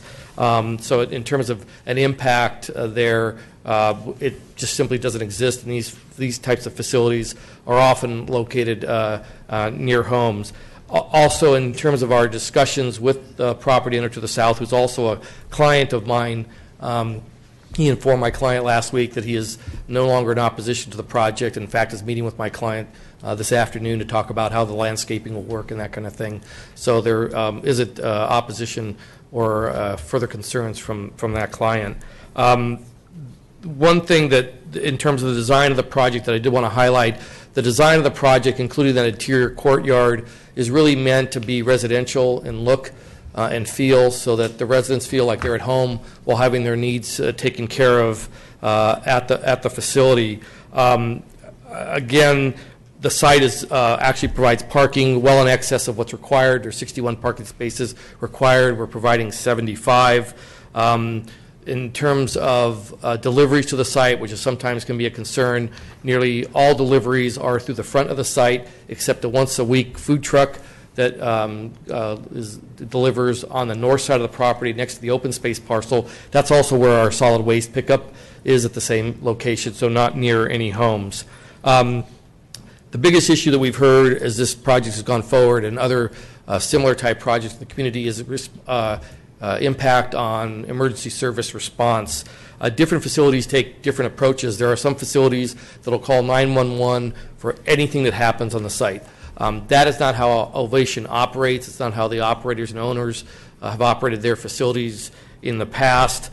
This facility will have medical staff in terms of licensed nurses, medical care staff, medical techs on site. They even have an on-site wellness center. They coordinate doctor home visits to the property. But really what they do is an assessment. If someone, for example, falls and twists an ankle, they will make an assessment of whether that person still is mobile and whether there's an emergency or not. If there's an emergency, they would call 911. If there isn't, they call non-emergency transports such as AMR to take folks to medical facilities in the area. So again, that's their model. That's how they operate. They also, for the most part, target very high functioning and low acuity residents who typically need much less in terms of medical care. The question was asked at the fire district at a MAC meeting in May. I've included minutes from that MAC meeting in which the fire district got up and basically said these types of facilities aren't creating a significant demand. Whether they're the ones that are in existence or future ones that might come in. The other thing, in terms of the question was asked, well, what is your client's experience with these types of facilities and typical emergency calls? On average, on the facilities that they have owned and operated, they're seeing about 5 to 6 emergency calls a month. So again, it is not a significant number over a period of a month or a year. In terms of the location of the project, as the map showed earlier, it's on Sierra College Boulevard, again, a major arterial, the region's beltway, between 50 and 80. It's also very close to the Sutter and Kaiser medical campuses, close to further medical offices on Kirby Way, and also to services that residents might care to visit in trips that are organized by the facility in a van that takes folks to, might be hairdresser or that kind of thing, nearby, either down the street or elsewhere in the adjacent community. Staff mentioned that a negative declaration was prepared for the project. After all mitigation measures are applied, there are no significant effects. There's no transportation effects. There's no significant impacts on facilities or services. There's simply no impacts at all. Lastly, I'd like to address an issue that has came up at the Planning Commission meeting and in response to Supervisor Duran's comments relative to demand in the marketplace. Other than the fact that, again, our marketplace typically determines whether a facility goes forward or in the planning process to construction, folks are not going to invest roughly $25 million in a facility without doing an amazing amount of market research and analysis to determine whether this is the appropriate location to do that. The risks are just too high to be able to move forward. They have to show that there will be demand. Granite Bay itself is a community that is aging. There's a lot of seniors in the community, but there's really only one statistic that you need to consider relative to whether this facility is in demand, and that is the facilities that are in Granite Bay right now that are operating are basically, for all intents and purposes, near 100% occupancy with a waiting list. Another client of mine just opened a memory care facility at Barton and Douglas. It's a small memory care facility, 42 beds. It's a very high-end facility, such as this facility will be, and they opened the beginning of October. Within the first month, they were half full. They expect to be 100% full by the end of the year, so by the end of next month. Just the demand is so significant, and there simply aren't beds available. That parallels what we're seeing in much of Northern California. For decades, whether it was in and around Granite Bay or in the general region, you did not see a lot of these facilities built. They just were not constructed for quite a long period of time. And now everyone's running to catch up to try to meet the demand, as we, sad to say, myself included, are starting to gray and starting to age. So I think that's one of the things that we look at, is that facilities were not built over that time. Yes, Mr. Duran? Would you say that would also be uniquely compounded because we have two senior living communities, Sun City, Roseville, Sun City, Lincoln, that may make that a little bit more? Absolutely. When you have almost 15,000 residents at those two projects, there's also the Pulte senior active adult community in Roseville. There's also another active adult community with almost 700 homes that's been approved that is moving forward. You could have literally about 25,000 residents, senior residents, just in those few facilities. That would definitely actually increase the demand in South Placer, but particularly in this portion of South Placer. So again, the focus was, when my client was looking to locate a facility, looking to see what the demographics were, looking at a market analysis that looks at not only age of the population, looks at income levels of the population, looks at general wealth of the population, looks at what other facilities are built, what their occupancy rates are, and they look to try to locate a site. Again, they like to locate them on major thoroughfares. If there's medical complexes nearby, they like to do that, and also close to other services. This site worked perfectly. Again, on Sierra College Boulevard, close to Sutter and Kaiser, close to the medical offices on Kirby, and close to other services. So with that, I'd be happy to answer any other questions from members of the board. Mr. Chairman, we would ask, again, that after the public hearing concludes, that we be given the opportunity to address any issues that have arisen. We would ask, after your deliberations on the matter, that you approve the project as conditioned by your staff and by the Planning Commission and as presented to you today. Thank you, Mr. Chairman. Thank you. Marcus, Kirk looks like he has a question. Yeah, a couple operational questions. You heard me reference earlier the letter that says that the facility will have a capacity for close to or exceeding 200 full-time residents. Can you address what the plan is in terms of the residents? That would be sort of hard since we only have 114 beds. It's 114 residents because there's 114 beds. Okay. The same letter by Ms. Berry references, quote, significant noise impact resulting from chronic and routine calls. You indicated that the number of calls in existing facilities run by this operator are approximately 5 to 6 per month? Right, and one other thing that people think of calls to the facility, there's sirens blaring through the neighborhood. What you typically see is the sirens are operating on the main roads. As they approach the facility, they turn the sirens off. It's just a matter of trying to get to toward the facility with the sirens on, but as you get closer to the facility, the sirens are typically turned off. The lights are kept on, but the sirens are turned off. Okay. The same letter indicates that the number of staff on premises would need to be 90. Any idea where operationally that would come from? I have no idea. Other than perhaps, I mean, what is a fully occupied at the 112 or 114, fully staffed? What is the number of staff in a given shift? And obviously there's going to be overlap at 6 o'clock in the morning. Between 30 and 35, roughly. Okay. So now, obviously, you'll, at 6 o'clock in the morning, 2 o'clock in the afternoon, non-peak hours, you're going to have the overlap? Yeah, overlap is shift ending, people finishing their paperwork, and then people leaving, so you'll typically have that. Okay. Another letter asserted that these folks are from out of the area and they've never built a project before. What's the operational history of these folks with these companies? The partners in this have built and operated nearly 50 over probably 5,000 beds in 5 states, including 15 facilities with about 15 beds in California. So they have a great deal of experience running these over a several decade period of time in terms of their experience. So they definitely know what they're doing when it comes to how to build and operate these. Okay. That's all the questions I have for now. Thank you, Mr. Chairman. Thank you. Okay, I see no other questions. Thank you. Thank you, Mr. Chairman. We'll now open the hearing up to public. Open it up to public comment. Please come forward, state your name for the record, and you'll have 3 minutes, and the board would appreciate it if people would tend not to replicate existing already made comments, but try to focus on allowing us to have an efficient meeting.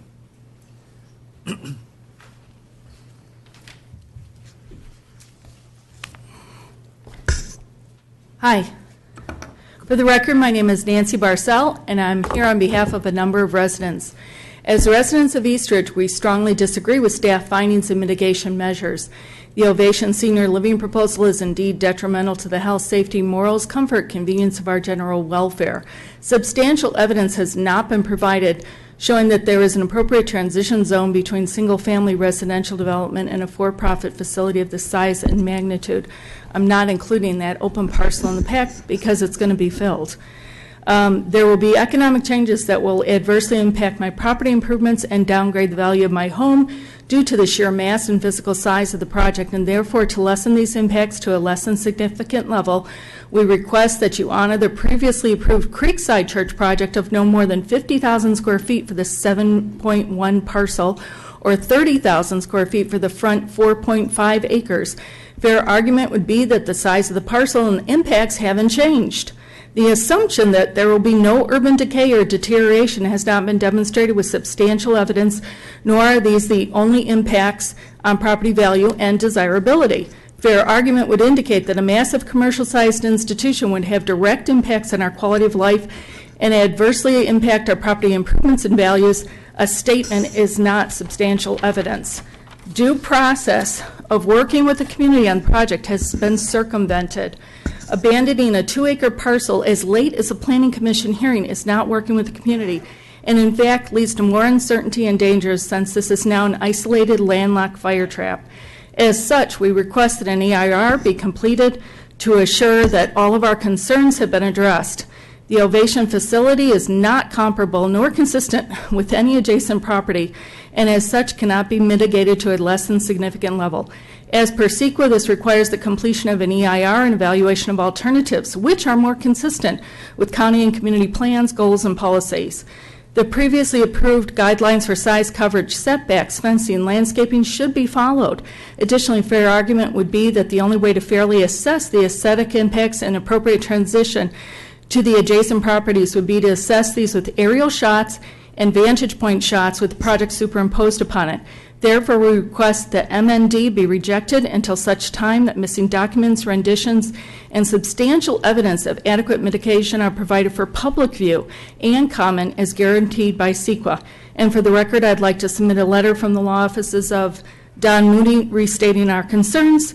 I'd also like to address that we were not approached on the east for a significant screening like the South was approached. So if he's going to do it for the South and do that significant screening, why isn't he doing it for the East? When Creekside Church was being built, we had multiple meetings with them, mitigated everything. They allowed, and Dean Premore was the one who was the zoning administrator, and he listened to us and he said, okay, work with Creekside. We had staggered fashion evergreen trees that were going to be a barrier between us on the east and our backyards and the church. And they also had limited hours in the back for the parking zone, and they had a gate that would not be open. This facility is open 365 days a year, 24 hours a day. The church is going to be limited from 7 in the morning till 9 at night most days, and the only nights, Friday and Saturday, were going to be open till 10, and the back parking lot was going to be restricted during those hours. During all the other hours, it was only to be used for overflow. In addition, this facility is 108,000 square feet. I know it's 2 stories, but the Creekside Church only had under 49,000 square feet, and that was on 7 acres on the whole land. This you're shrinking down to 4.5. You could wrap up your comments, please. Okay. So in summary, this is just a massive project on a smaller piece of land. The land hasn't changed, and saying that we're not affected just because that back property is not being developed isn't fair to the residents. A lot of other people wanted to be here today, but it's Thanksgiving week. The Jacksons are visiting sick relatives in the South. My husband's at the airport with my daughter. So, otherwise we'd have more than 3 minutes. So I had to really jam it in here. And thank you. And if you could give your letter to that you wanted to leave, could you give it to the clerk, please? Thank you. Thank you. Next speaker, please. Good morning. Morning. Jeff Keith, a homeowner within 1,000 feet of this proposed project. The application should be denied for the following reasons. 1, county code requires an analysis of market demand relative to the type of development proposed in all areas of South Placer County. No such analysis on this project has been provided by staff or the applicant, and I hereby request such an analysis before approval. Neither has evidence of a substantial benefit to the community been provided, and I also ask for that evidence. 2, any environmental baseline studies completed for the property should be considered in the application. However, none of the environmental studies on record with the county for the previously approved Creekside Church were researched or addressed by county staff. 3, Mr. Pedretti's memo to the board for this hearing essentially states that with the rezone and only with the rezone, the land use will be consistent with existing uses in the immediate neighborhood surrounding the project, and that a residential care home will be consistent with the character of the immediate neighborhood. Since there are no 108,000 square foot homes in the immediate neighborhood or Granite Bay, it can be fairly argued that this project is not consistent with the surrounding neighborhoods. Ovation is essentially a 114-unit assisted living apartment building with 85 employees, shoehorned into a single-family residential neighborhood. 4, the applicant in their own project description attached to the original application seeks a, quote, conditional use permit for a medical services hospital and extended care facility, unquote, which is not an allowed use under the proposed zoning. When I brought that up at the Planning Commission, Mr. LaDuca replied that planning staff told him that was not an allowed use under the rezone and that the applicant should change their description. There is no indication that the applicant is not going to operate a medical services hospital extended care facility. It is just not further discussed by staff. If approved, the use permit should be conditioned that no licensed nurses, medical professionals, or medical services can be provided at this facility, or the use permit will be rescinded. 5, county code requires consideration of the cumulative effects of this project. With the approval of 56 homes at the park at Granite Bay, this Ovation project of 114 units, and the pending 145-unit Hawthorne Senior Living project, the result is 315 new units in a half-mile radius with no report addressing the cumulative effects of the Ovation of the immediate neighbors or the community. I request that report be provided. This project was denied by the MAC, has strong opposition from adjacent homeowners and the community, is another rezone request to a high-density use on a currently zoned low-density parcel, and is a mismatch with surrounding properties, and is a stretch by planning staff in the definition of a residential care home to accommodate the developer. Please vote no on this project. Thank you. Next speaker, please.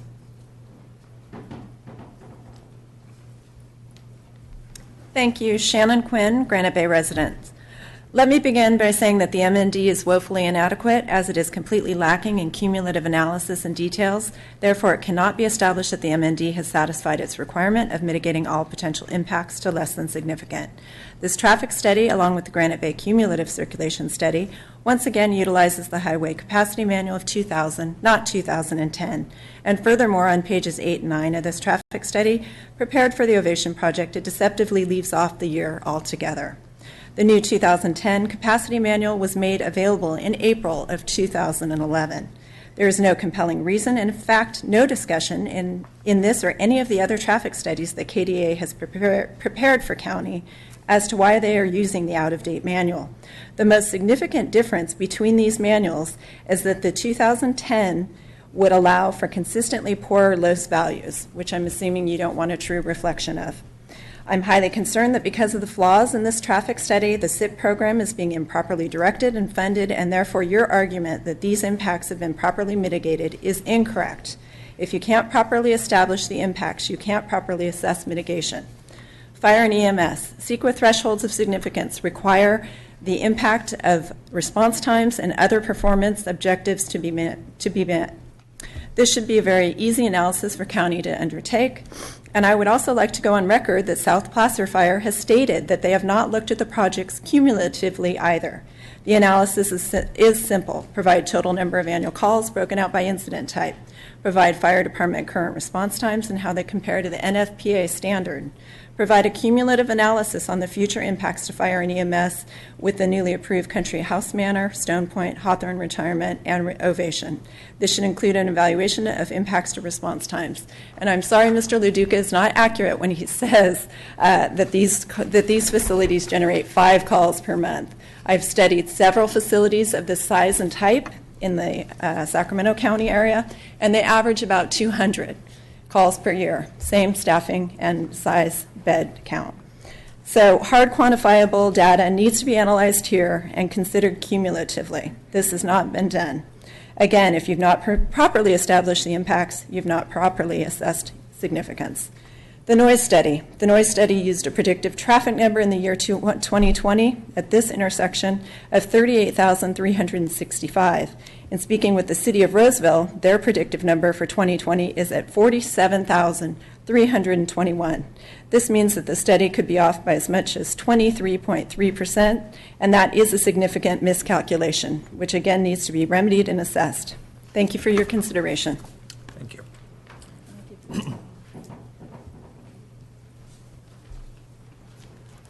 Next speaker, please. Good morning, Larissa Berry from Defend Granite Bay. And just to clarify Mr. Euler's comments on my letter, the 200 employees, or I'm sorry, 200 residents was contingent on the completion of Phase 2, which was abandoned after my letter was submitted. So that error, it has been corrected. I would like to highlight this morning that a number of higher than planned for density projects have been brought before you and will continue to be brought before you. Concerned residents of Granite Bay request that a population build-out study be completed to ensure the health, safety, comfort, convenience, and general welfare of our community is not compromised through unplanned for impacts on infrastructure, traffic, emergency response service levels, and crowding. From 2012 until 2016, Granite Bay grew by 101 new homes built and closed. In excess of 4 years of growth was attained with your approval of Greyhawk 3 and the park at Granite Bay. At this rate, we will reach full build-out by 2019 and exceed population targets by 41% in 2035. Projects such as the Ovation Senior Living add to that growth and unplanned for impacts. To adequately address health and safety issues, the requested emergency response rates and service level analysis, as well as calculations of population growth, full build-out, and demographics to substantially justify projects of this nature should be conducted. A full understanding of the cumulative impacts on the community is required. This M&D is woefully inadequate in the fact that it does not follow due process. The pre-development checklist created by all responsible planning functions has not been fulfilled. Requirements were not met, and numerous documents, plans, and renditions required prior to the completion of the project's environmental determination are missing, including but not exclusive of a preliminary drainage plan with watershed maps, preliminary drainage report, a site map, a public benefit statement for the rezone, and a fair argument for overlays of the project to determine aesthetics, mitigation, and project fit. The California Department of Fish and Wildlife and the U.S. Fish and Wildlife Services required in the pre-development checklist, along with numerous other lead agency and trustee agencies, were not included as parties to be contacted by the clearinghouse. This in conjunction with the presence of wetlands of 62% impervious surface, prior concerns regarding pollutants dumping into Linda Creek, the identification of Swainson Hawk, and the sheer mass of 108,000 square foot building nestled between residential neighbors suggests that an M&D as proposed has not been completed with due process and as dictated by the county and CEQA. If you approve this M&D as presented before you today, you publicly and knowingly acknowledge that you were aware of CEQA violations and that due process of public review and comment have not been met. I urge you to reject the M&D as proposed and request an AIR be conducted. Thank you. Mr. Chair, quick question, if I may. Sure. Ms. Berry, quick question. Just want to be sure I heard correctly. Did you just assert that full build-out of Granite Bay will exceed the community plan by 41%? At this current rate of development. And what does that mean? That means that if you continue projects with this level of unplanned for and increased density, at this current rate of density increases, you will reach 41%, excess of 41% of the population. So that is why I am requesting that you do a population build-out based on this rate of expansion. I'm not. Are you taking the number of projects within Granite Bay that we've heard over relatively? No, I am taking the number of projects that you have approved and that are currently in the pipeline, including all of these, which have not been looked at cumulatively or looked at for cumulative growth. I'm still trying to figure out how that gets extrapolated to a 41% increase in build-out beyond what's in the community plan. I had an actuary calculate this out, so I'm not aware of those. I can provide the information if requested. Okay, thank you. Which is why I'm requesting that information from you and county staff to assure that my numbers are accurate. Okay, thank you. Well, and then maybe just on an interim basis, curious also, I'm guessing we're tracking build-out as compared to holding capacity of projects over time, and Granite Bay has been building out for a long period of time, and I'm sure is close to its saturation. Do you have any sense or handle on those numbers, George? I don't know, maybe I'll respond to this. I mean, we just went through a update of the community plan in 2012, so that was kind of the realization of where the numbers are, and I think what we came up with that time is there was the potential for another 10,000 units in Granite Bay, and I think we've always, we've had the discussion before that properties don't always get developed to their maximum potential. Usually you're about 80% of that. Right. So I think we are tracking like we had envisioned with the 2012 plan. I mean, it's pretty early on, so I think we're right there. But you do have a pretty good handle on the fact, I mean, going way back to my days on the Planning Commission, I can't think of a project that didn't build out at lower than its maximum density.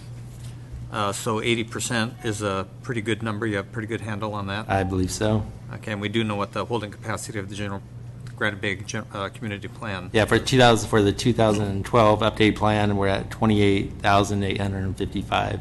Okay, thanks. Anything else? Yeah, I just want to be clear, I guess, on that point, because we have taken all of the remaining existing lots with development potential, assumed them built out 100%, and in the most recent analysis added in the associated development of those projects that are seeking rezone general plan amendments that we're aware of. That's all been calculated in at this point. Right. And we are looking at a build-out, full build-out of the community plan. Staff is anticipating still to come in less than the 29,000 that was in the original 1989 community plan, correct? Correct. And so Ms. Berry's assertion of a 41% increase over that would put Granite Bay at just under 41,000 people. Is there any scenario by which you see us getting anywhere near that number? Not without a lot of general plan amendments for increasing density. Well, and going back and tearing out stuff that's already in the ground, because we're down to a relatively small handful of parcels that are undeveloped left in Granite Bay, correct? Absolutely. Okay, thank you. Okay, next speaker, please come forward and state your name for the record. Jennifer Darich. I live within a mile of this project. Somebody once said, you don't know what you've got till it's gone. And what is being overlooked here is, even if someone stands up and says it's a negative impact on the community, the overriding effect of all of these projects is to change Granite Bay from an equestrian and treed area to this particular project, a commercialization. I don't know what the net operating income is, but I'm sure it is very high, because my mother's been in assisted living. I have been dealing with elder care since I was 15. That was my first job for 3 years. I since 2004, took care of my in-laws who were at Fountainwood, Eschaton, so I was very familiar with that facility. And we actually were the plumbing contractors on the village at Granite Bay. And now my mother's at Sunrise Assisted in Fair Oaks. The contention that there are not very many calls in these facilities is erroneous.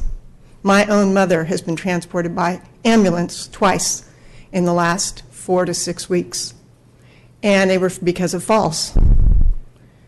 Kind of coincidentally this morning, it said that Placer County is one of the highest incidents of falls for elders for some reason. I don't know why.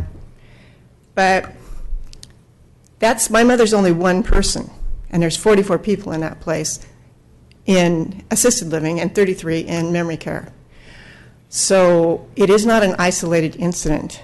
And the reason is the staff, even though they have the same system in place as Mr. DeLuca talked about, is that they're afraid of litigation. If someone falls and hits their head, they can look at them and see if they're bleeding or not, but they cannot see if they've got a head injury, and they're not willing to take that risk. So they call for the fire truck to come, the EMTs. And also, recently, as actually yesterday, Alzheimer's is starting to actually reduce. And they've come up with an actual potential cure at UCLA and Bucks Institute. The majority of the people who use assisted living these days are due to memory care. They're either in memory care or they're headed there because of this Alzheimer's thing. But what if that's eradicated, like polio was, and we've got all these facilities set up on the premise that they're going to be taking a lot of people in? And I think that needs to be taken into consideration. Also, the general plan calls for 895 units to be built between 2012 and 2035. So these numbers need to be looked into. Thank you. Next speaker, please. Hello, my name is Tracy Corey, and I live approximately 2 miles away from the Ovation area. I'm also an ombudsman, and all I want to say is they're saying that they get 5 calls a month is absolutely ridiculous. I investigate people falling, I check out the nursing homes, and they have a lot more falls. They have a lot more calls to 911s that come into these places. Thank you. Thank you. Next speaker, please. Seeing none, I'll, don't be shy.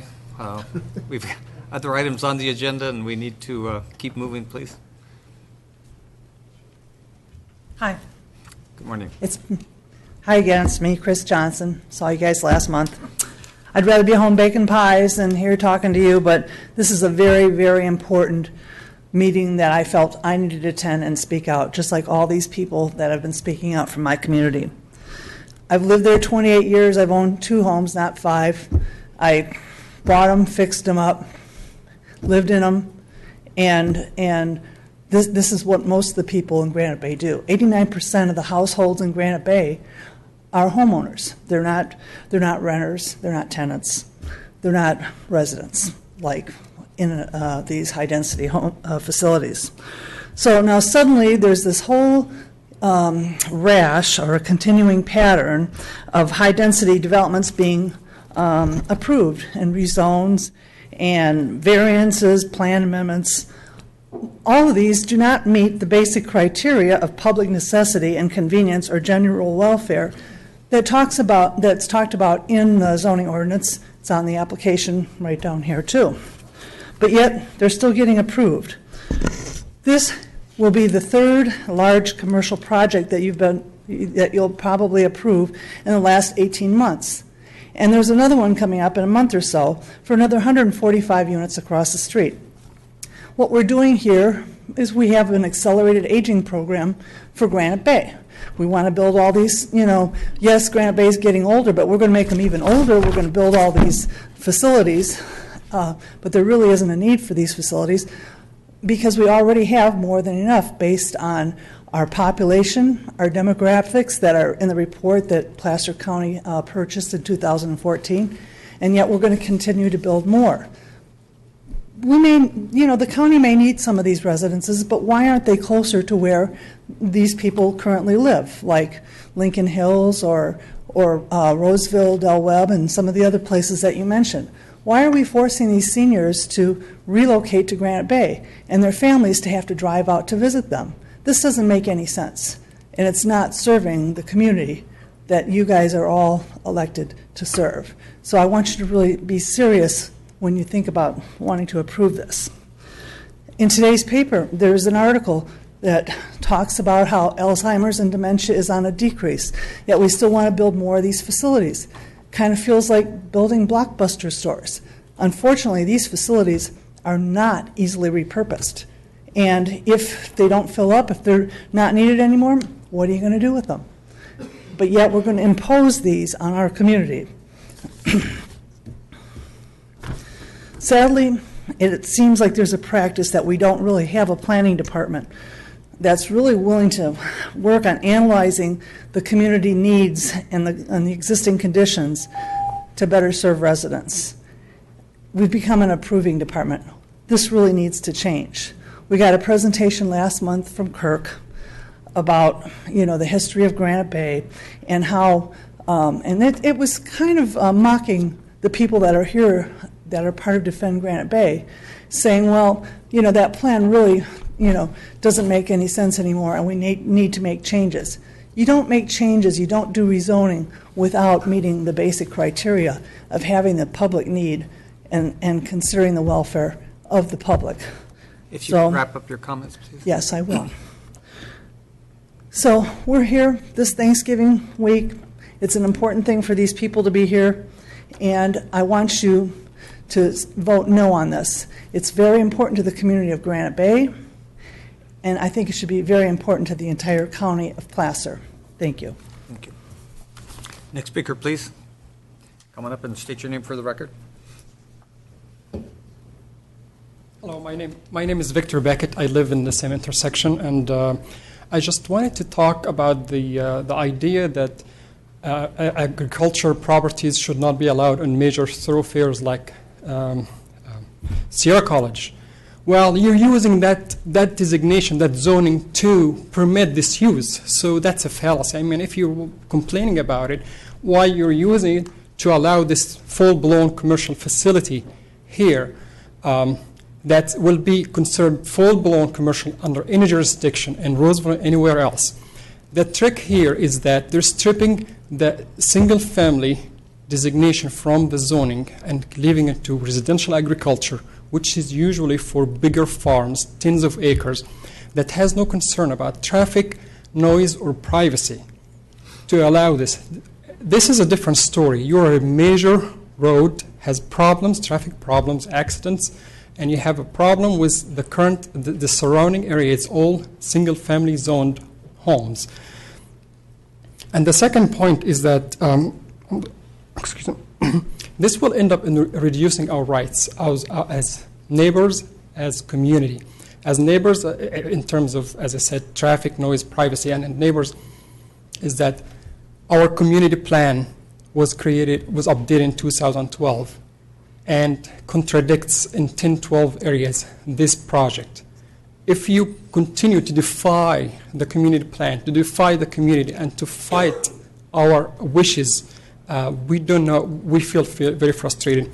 After our elected official be long gone out of office, we will be stuck with, and our kids with the problems, with unsafe, congested traffic, no privacy problems, and have to sell our properties for much cheaper. The other idea is about the scale and the scope of this project. People talked about it. Well, when the developer says it will not pencil out, well, it's not our problem. They're transferring, again, their problem to us. They're saying, we'll have to mess up your community plan. We have to tear up your community and distort the layout and create problems for us to make money.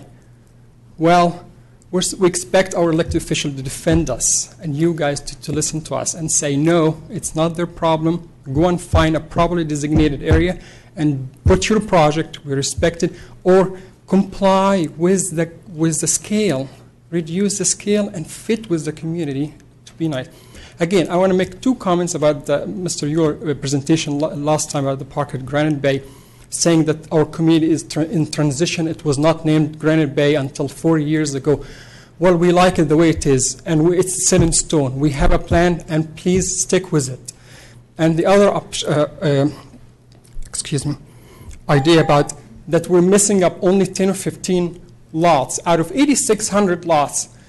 That's not an excuse. It's not a drop in the pocket. You're setting precedents, and after you're long gone out of office, we'll end up with a problem because every new project coming in will say, well, you just approved this project that has similar conditions. So please deny this project as presented to you, request a full EIR, and to keep it within the current scale and scope and size of the surrounding neighborhood. Thank you. Thank you. Anyone else wish to address the board on this item? Seeing none, I'll allow the applicant to come up to speak to issues that will clarify certain circumstances only. Thank you, Mr. Chairman. Just want to respond to some of the comments that were made. I haven't seen the letter that was submitted. I do know that again, we'll have landscaping on all four sides of this project itself. The rear 2.4 acres are his comments. We don't know what's going to go there. It could be 2 homes there that go in there because that would fit the residential single-family zone. But since there's topo, if anyone's been out to the site, it's got a huge hill and topo in the back. We're not grading that site. We're not developing that site. Therefore, there's no landscaping proposed on it because you can't put landscaping there, given that you're going to have to grade the site eventually. There was a comment made about we didn't use the right baseline for environmental studies, and we should have gone back to the Creekside Church project. That's not the law in California. The law in California is your baseline is what's out there now. So you don't say, well, there's this other project, and you should compare yourself to the other project. That's actually against the law, and 4 decades or more of case law on that point. There was a comment about that the county code requires a market analysis, other than for annexations where you do a market analysis for LAFCO purposes to complete the annexation process. That is not a requirement under county code. I've been doing projects in this county for nearly 3 decades, and that is not the case. There was a comment about our traffic study. I would leave it to staff relative to the model. I would note that the traffic study prepared by Ken Anderson used the 2012 edition in terms of trip generation rates that were in the project under the Transportation Engineers ITE publication. They did do a cumulative analysis as is required of all projects to see if there are in fact cumulative impacts that are out there. So that is part of the analysis both for traffic and other measures at the same time that are analyzed in the project. There was comments saying that there were other facilities have 200 plus calls, that there's a number of falls that are greater, that there's another facility that might have greater calls for service or greater falls is irrelevant to the hearing today. This operator has their experience with over, again, 5,000 beds and their nearly 50 facilities, that in fact that's what they get. I did not say that there were 5 to 6 falls. It was calls for 911. That was the issue in the community, was calls for 911. Didn't say that there were other calls, as I mentioned. If there's a non-emergency fall at the facility. They call transports, medical transports, such as AMR. I would hope that relative to the comments that there's a cure for Alzheimer's, I sure hope so. Since my mom passed away from it several years ago, I sure hope there would be, because it was a pretty painful process. We see continuing demand, and again, facilities were not built for decades, which is why these facilities are being built. As for building them close to maybe a potential senior community, it's not just people that live in the community that will occupy the facility, but also they may live in other parts of the state, but their children live here, and they want to move their parents up close to them, and have the ability in Granite Bay, the East Roseville area, to have a facility nearby as opposed to driving or flying to other parts of the state to care for their family members. That is part of the model that all senior care facilities look at. What else? I think that is it. Again, without seeing the letter that was submitted in, I won't be able to address any of the comments that were made in that letter. But again, cumulative impacts are at all times looked at in the analysis. They're in the special studies that were prepared at the requirement of your staff that were for whether it was noise or air quality, greenhouse gas, or traffic. All those are submitted in to you, and those are in the record before you to support the analysis that was done in the neg deck, as well as in the findings that are before you. With that, and there was one other comment saying that we applied for something different. Under the RA zone, medical services, hospital, and extended care is a permitted use with a use permit. When we first applied, we thought that was what the request was. Staff informed us that would actually be the request would actually be for the residential care home, 7 or more clients, and that is in fact what we applied. The application was analyzed and the analysis done in your documents. Thank you, Mr. Chairman. Marcus, looks like there are some questions, so we'll start with Jim, Kirk, then Jack. Yeah, I just want to talk about the market analysis.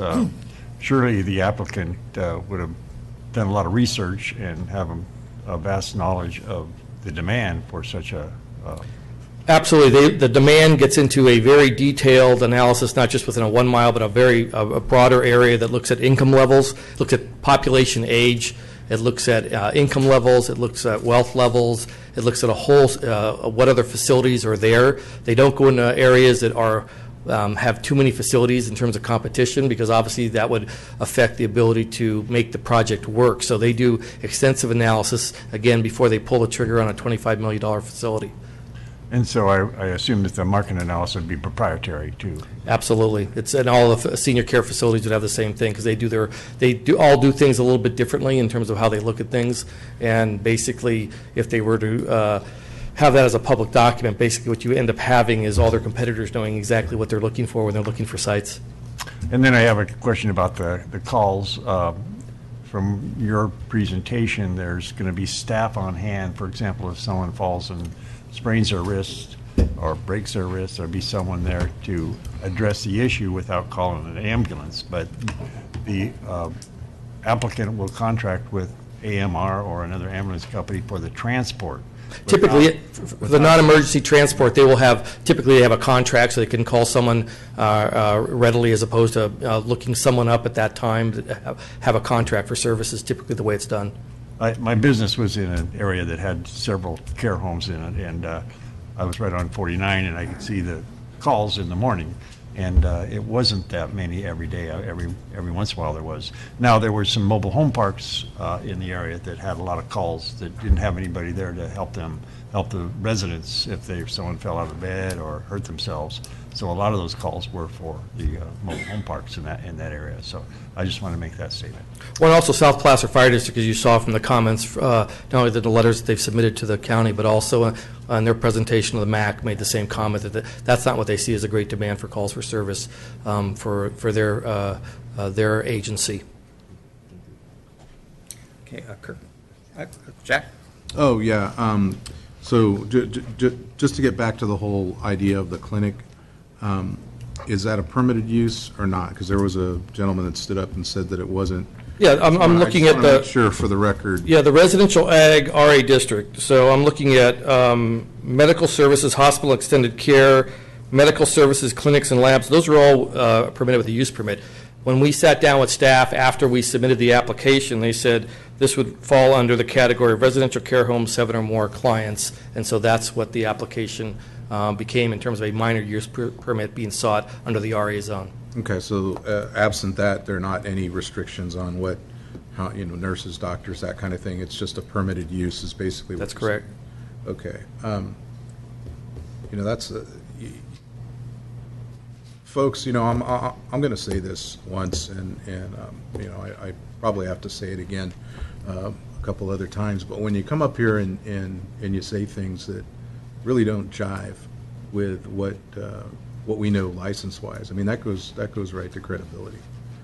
So, I want everybody to have the opportunity to come up and participate in the public process. But, when I hear things, people are saying this, and, we're hearing something different, that does kind of affect,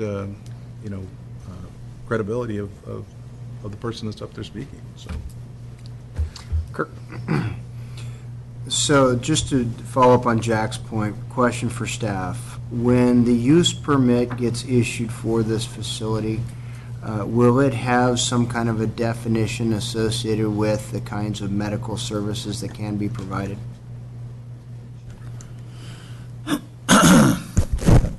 Yes, it's a residential care home, which is defined in our zoning ordinance. Condition 1 calls it a residential care home with 122 residents.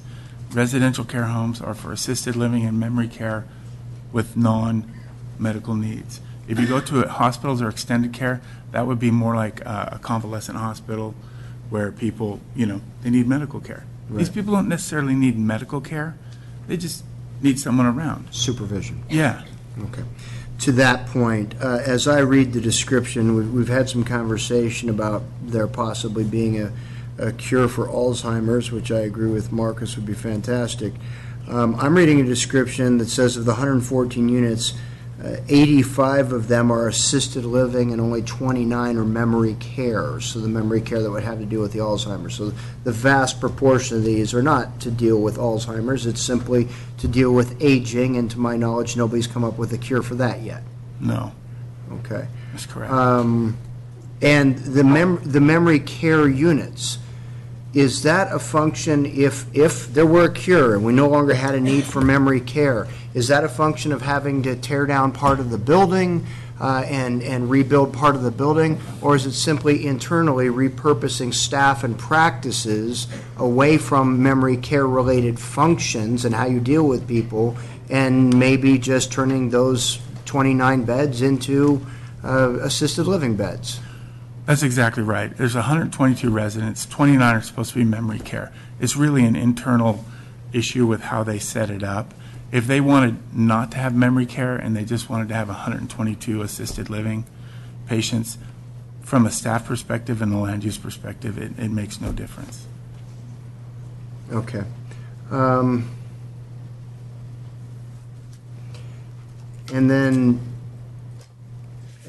again, we deal with the kind of the conflicting message here. On the one hand, the board is being accused of considering this for the profit of the builder, yet on the other hand, we have the assertion that there's not really a market for this in Granite Bay, or we're not meeting the need in Granite Bay. And I've always marveled at that. Mr. Chairman, unless there are any other comments, I'm prepared to move this forward. Anyone else have any questions at this time or other comments? Go ahead, Kirk. All right, I'm just going to come back to what I started with, and that is you can't build a facility like this in Granite Bay to meet the needs of the people in Granite Bay without a rezone. You can't do it. And everybody's focused on the rezone, and everybody's concerned about the rezone and saying we shouldn't have a rezone.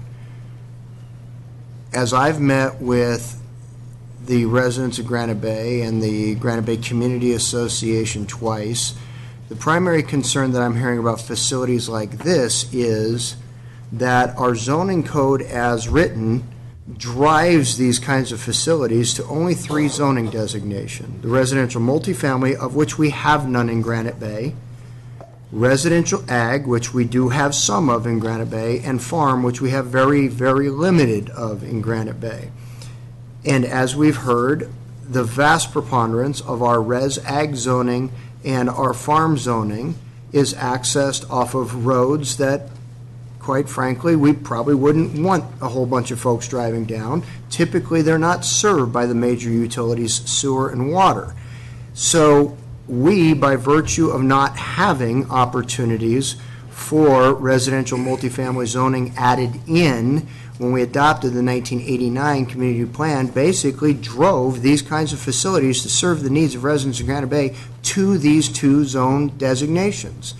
And I think the project applicant has done a good job of recognizing that rather than going into some of the internal roads within the Cabot, Stallman, Barton area, or the Dick Cook Road area, or the Barton Road down south area, rather than going into some of those where the RA exists and trying to force this in there, that this type of a facility makes more sense on the highly trafficked corridor of Sierra College Boulevard and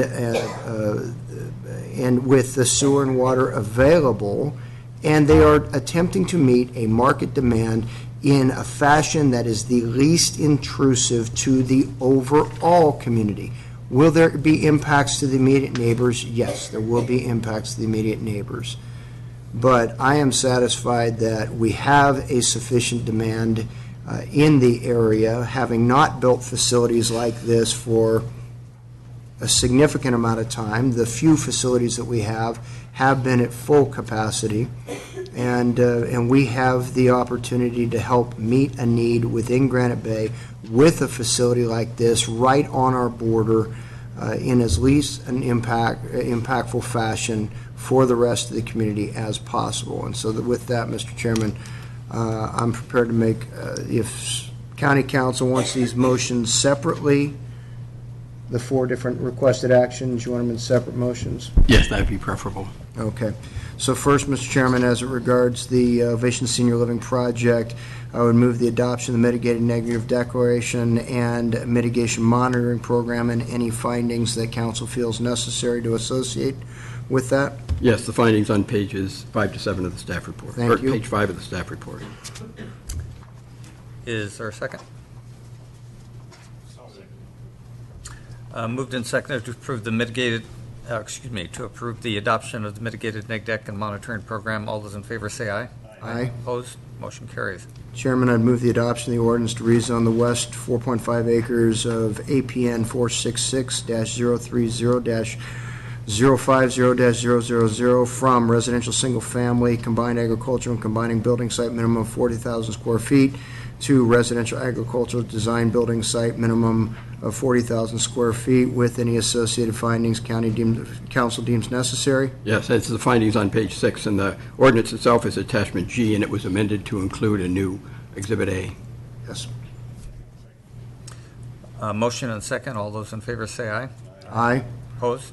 Motion carries. Mr. Chairman, I move approval of the tentative parcel map to subdivide the 9.6 acre property into a 4.5 acre parcel and a 2.5 acre parcel, and any associated findings council finds necessary. Yes, and the findings on page 6 and include the language that's subject to the conditions of approval, which are attachment A as they were amended this morning by Mr. Rosasco. I apologize.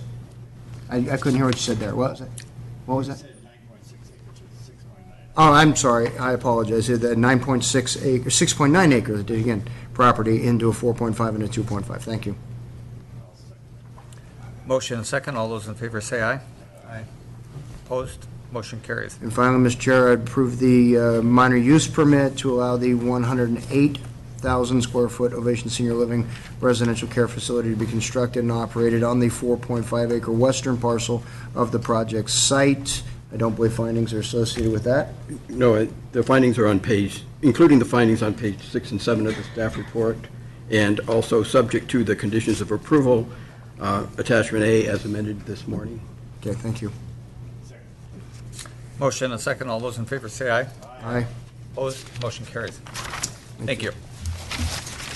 We will now move on to our 11:30 timed item, which was to be an emergency shelter zoning text amendment, but we have a request for a continuance.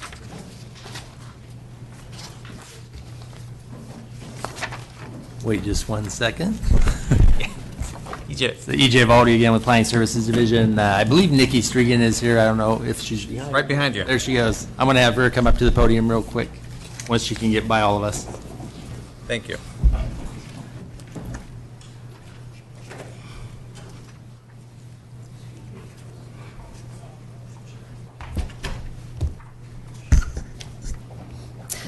Thank you, Mr. Chair and fellow members of the board. Nikki Strigan, Planning Services Division, here today to request a continuance for the emergency shelter zoning text amendment to your board's first meeting in January, prior to the determination that you will make and in accordance with the procedural policies set forth in the airport land use compatibility plan.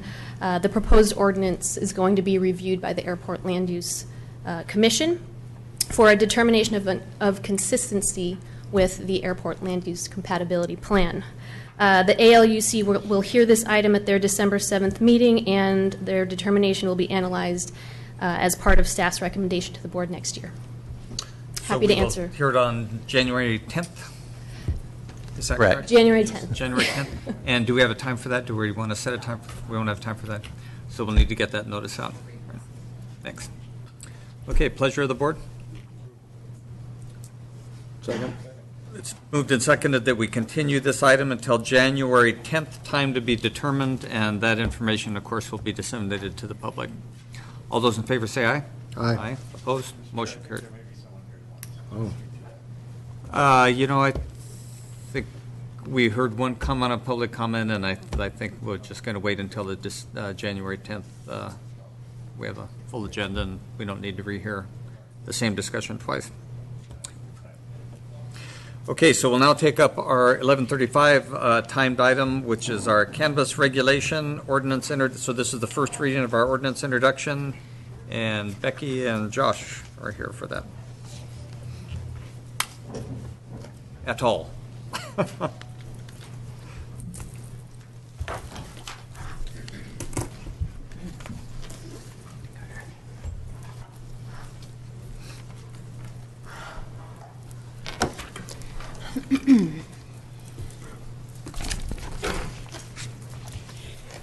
Good morning, Chairman Wygant, members of the board, Becky Riggin from the County Executive Office.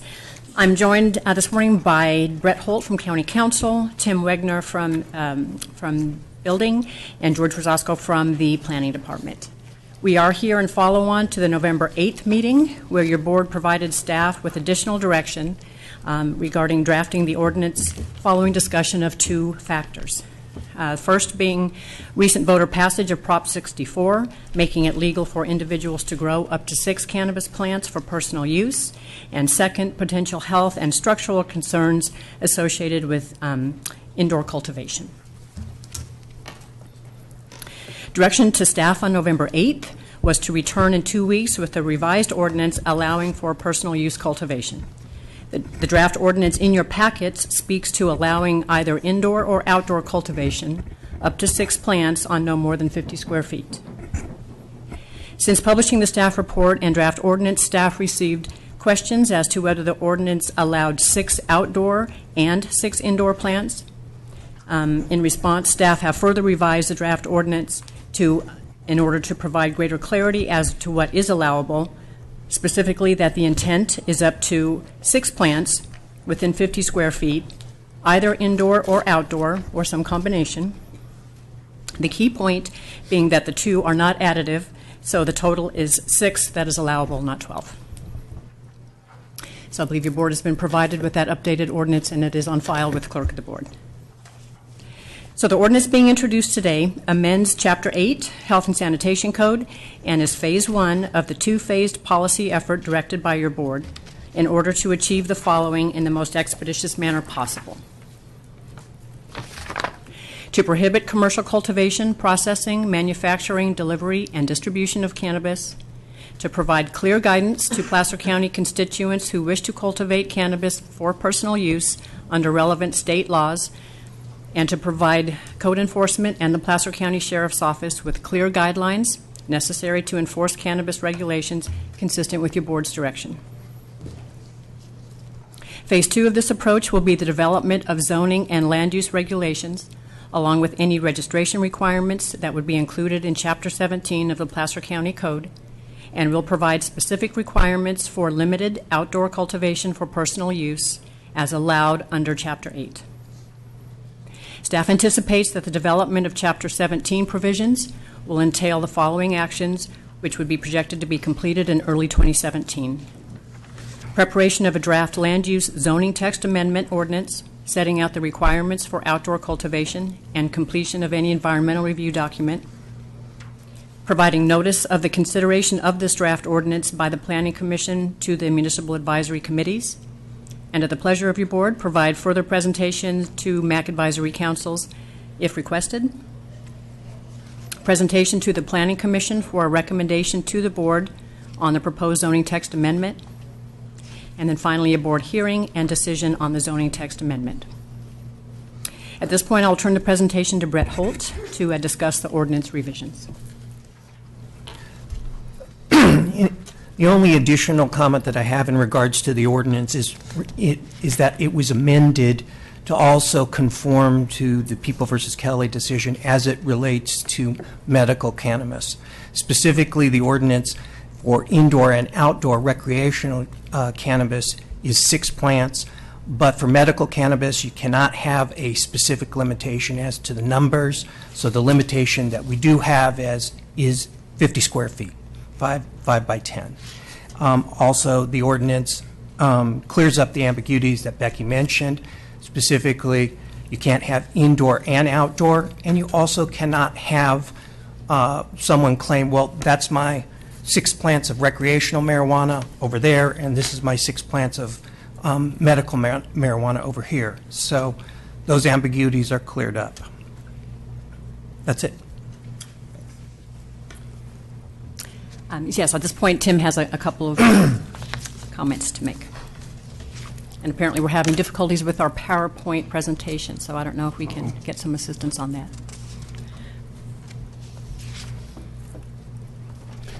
Good morning, Mr. Chairman, members of the board. Well, the PowerPoint was key to my talking points, although I can speak through those pretty quickly. But again, my name is Tim Wegner. I'm the head of your code enforcement operation here in Placer County.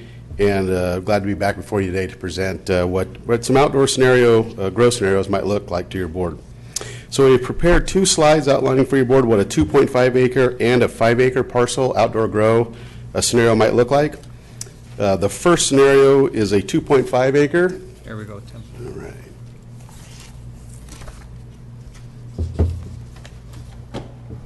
Let me catch up here. Okay, there we are. So the first scenario here is a 2.5 acre scenario for your board's consideration. What we tried to demonstrate here is what you just heard from Brett Holt as far as the revisions we've made in consideration of outdoor grows. So we put 100-foot setbacks, and you'll find that in the current proposed regulation from all property lines. The grow area must be in what we have denoted here as a green area, green box there within the 100 square foot. So just have a pointer. It does, so you can see right here the green box that goes around, and that's the permissible grow area. However, that's the setbacks in which you can grow. The permissible grow area is really the 50 square foot, and you can see that right. Whoops! Oh no, it's the wrong button here. You can see that right here. And then we also wanted to note for your board the blue area, and that's where the house sits. That's because that would be a no outdoor grow area because of the home. Obviously, you wouldn't be able to put your garden on top of your home. And the second area we wanted to note for the board is the red area down below, and that's to provide the considerations for the permissible grow area must be closer to the grower's home than to an adjacent neighbor's home. So we're trying to reflect that here for you. In this scenario, the red area is closer to the neighbor's home, and so therefore, as we've demonstrated for you, the grow must be outside of that area. Then moving on, we've prepared a 5 acre parcel for you, and as you can see, the area in which is within the 100-foot setbacks has grown substantially. The 50 square foot permissible grow area remains the same, and you can see there again up here in the top. And this parcel has the same type of constraints that might be provided because of the neighbor's home being closer to the potential grow area. And so you have a very shaded area in the top left side there where you would not be able to grow. And again, the home was within the 100-foot setbacks, so again, you would not be able to grow within that area. Other than that, I just wanted to share with your board that, well, I do want to say, however, that we did look at this quickly, and there are instances if the lot is completely symmetrical that you could get below the 2.5 acre parcel for a grow. But as you know, in Placer County, that is very limited. So while there are the potentials for grows in the lower than 2.5 acre scenario, we really don't see that being all that available because of the lot dimensions and layouts that we have here in Placer County. That's typically because of the 100-foot setbacks. As you can imagine, as the lot skews, it could be longer in some dimensions, but that will create a narrower 100-foot. So we've done some math to try to figure out what that looks like. Other than that, I just wanted to share with your board that we've done a remodeled staff approach based upon your considerations and direction to staff last time, which is that you have interest in a written complaint process. And so before I had bifurcated and had two separate units, one for the traditional code compliance and one for cannabis. Because of your desires for a written complaint process, I've gone ahead and removed the additional supervisor. Now I can have one supervisor to oversee both of those type of programs without any conflict. So we've made those reductions, as well as further refined what a 4-year cost or 4-month cost model looks like for you, which is really what we're going to have by the time we get ramped up April, May, June, versus March, April, May, and June before we do the fiscal year change out. So about $305,000 to get started, and about $610 year after year ongoing with that. So other than that, take any questions from your board as you might have. Thanks, Tim. Kirk, then Jim. Oh, I'm sorry, that was on for the previous. Jim. Now, as far as the code enforcement officers, the 6 code enforcement officers will be in your department? That's correct. And as far as extra help to retired peace officers, how do you envision that being run out? How would you? So what our hope is, you know, again, looking out across other communities and how they've established and outfitted their units, they found the peace officers is a really good match, a natural fit. And so we as well will look for that supervisor homes through our recruitment process in the extra help platform of trying to find retired peace officers, or in any case, folks that have peace officer credentials. So they could be from any of our cities as well as from the county that might have interest in this kind of position. But with us, it's that operational intelligence I spoke of last time. We think and believe that it will bring additional officer safety and some of the concerns that your board has, as well as have a good understanding about really what's going on out on these parcels. So will they be on call, the extra help, will they be on call, or will they be? No, so our intentions are to staff them during the grow season, and so that's why extra help's beneficial, as you know, outdoor grows will cool off, if you will, during the winter months, as we understand the gardens aren't viable. And so what we want to do is have that flexible staffing approach, is to be able to bring officers on and off as necessary. So through the extra help model I envision here coming in April, we'll have 6 extra help officers. They will work 3 days a week each in teams of 2, so we'll have full coverage 5 days a week, and that will roll throughout the summer, and then we can ebb and flow as necessary with that. Will they be armed? They will not be armed. Oh, good. No, these officers, as I mentioned earlier, as well as supervisor homes, are not armed. They do not have authority of arrest. They're not looking for any other criminal activity. Really, we're there just to monitor the land use component, which is how that relates to cannabis and your land. All right, very good. Thank you. Kirk. Yeah, Mr. Chairman, just procedurally, having read the item, I'm not really clear exactly what the action is being requested of us today, other than to have this presented before us. Is there something that County Council needs from us specifically? This is just the introduction of the ordinance. The only request that we have is that the board waive the entire reading of the entire ordinance and move it on to the adoption, which would be at the next board meeting. Okay. So when there's a move approval on a motion like this, the move approval is to move it on to the as it is to the final reading. Because if the board made changes at the adoption stage, those changes would have to be incorporated and it would go back to a first reading again. And Jerry, while you're on that, and then maybe briefly schedule with phase 2, just for expectation purposes. Yeah, the parallel path is going to be in the form of a zoning text amendment, and that will allow much more specific requirements for the outdoor grows, and it could include even there'll be certain zone districts where it's allowed, and it could include a zoning clearance so that CEDRA can evaluate the site and make sure that it meets all of the requirements of the zoning ordinance. And we expect that to... Yeah, we expect that to, preparation of the zoning text amendment is already started. 60 days prior to the Planning Commission hearing, notice has to be given to the MAC so that they can decide whether they want to request to review it before, and it's just a review, it's not one of the MAC required actions. And so we'll just, when the ordinance is ready, we can schedule it for Planning Commission with at least 60 days up, and then the Planning Commission will make a recommendation to the board, then it comes back to the board. So we think we can, accomplish that before the spring. So Kirk, further? That was it, thank you. Jack? Yeah, Brett, could you further refine the difference between recreational and medicinal plant-wise, again? As far as the number of plants? Correct. Yeah, as far as the number of plants, under the Prop 64, you're allowed 6 plants. A local entity can regulate this to prohibit 6 plants outdoors, but they cannot prohibit 6 plants indoors, but the number specifically is 6. As far as medical marijuana, you go back to the Compassionate Use Act, and then you follow that string of cases, and ultimately, under the People versus Kelly decision, it was specified, since the original initiative did not specify the number of medical marijuana plants, it's left to the doctor and the doctor's recommendation. And so local entities cannot specify the number of plants of medical cannabis, but they are allowed to have various other restrictions, such as square feet. They can even prohibit it altogether under the case law. Okay, thank you. Okay. Anything else, Becky?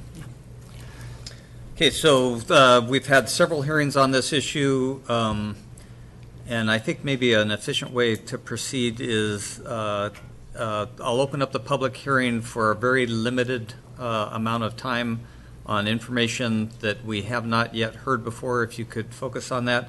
But before that, we're here now after having distilled thoroughly board direction on a couple of occasions down to this very narrow proposal. So if there's any request by board members for consideration of a change in that, could you make those comments now, and then we'll take some limited public comments based on those specific narrow areas, or otherwise we'll just move forward with public comment. Yeah, thank you. I did have some comments. I was kind of waiting for the audience to speak, but I just wanted to, once again, I'm sticking my neck out. But over the last several months, the board has had this discussion regarding cannabis, and I've been somewhat surprised about the number of people that have come forward explaining what they've been doing over these past 2, 3, 4 years. And they've been very guarded, but now that we're having the discussion, they've kind of come out and not been afraid to state what they've been up to. Now, I agree with our very measured approach here that the board is taking, but I've also been contacted by people that are concerned about this annual more than $600,000 taxpayer dollars going to be spent to regulate this industry. So if the board agrees, what I would like to see is the formation of a working group that can begin a discussion about seeking revenue to recover our costs. And my vision of this would be that a group would consist of county staff, including the Ag Commissioner, CEO's office, 1 or maybe 2 supervisors, a representative from the Sheriff's Office, HHS, Health and Human Services, a representative from the cities, a representative from the Office of Education, and perhaps a representative or 2 from the industry, from the cannabis industry. We should also look to other counties to see what's working and what is not working. But for me, the foremost issue would be recovering the county taxpayer costs. Any extra revenue that would come from an outcome of a discussion of this type would be to provide education to the schools about the use of marijuana and the negative effects it could have on young people who are still developing their minds and bodies. So I lay that out there for the board to discuss. Again, I've seen more and more people have been less guarded about coming forward and speaking about what what they've been doing and what the marijuana industry or the cannabis industry is all about. So I leave that with you, Mr. Chair, and those are my comments. Thanks. Jack? Yeah, Mr. Supervisor Holmes, what would you envision to come out of this working group? I'm a little bit, it's one thing to have a working group, but are you looking at some kind of a pilot project or some kind of a, what are your thoughts? Well, there's, in the medical marijuana legislation that the governor put out, I think there's a cottage industry that allows up to 2,500 square feet of grow. I don't know if that's too far out. I don't know if we want to allow that much, but I think with the amount of money that we're going to be spending annually, I think we need to look at some way of recovering that cost and allow those growers that are conscientious, very environmentally safe and sound, to allow them to proceed. Now, maybe it won't work, but I think that we should have the discussion as this changing, evolving cultural shift in our state and nation is coming forward. So does that help you? Yeah, that does help me a lot. And Brett, can you kind of speak to the whole concept of cottage? I'm not the expert on the cottage industry, but I know that there is someone in the room that is. I wonder if we might call up our ag commissioner to speak to that. Oh, okay, yeah. Why don't we do that? Good morning, or actually good afternoon. Josh Hunsinger, Placer County Agricultural Commissioner. So as you may be aware, the Medical Marijuana Regulation and Safety Act was passed in 2015, and it defined any medical marijuana or cannabis cultivation over 100 square feet as commercial by definition, regardless of the use of it. At that time, there were three basic license categories, type 1, 2, and 3, that started off at 5,000 square feet for the type 1 cultivation permits, and then going up to 1 acre outdoors, half acre indoors for the largest, the type 3 type of cultivation.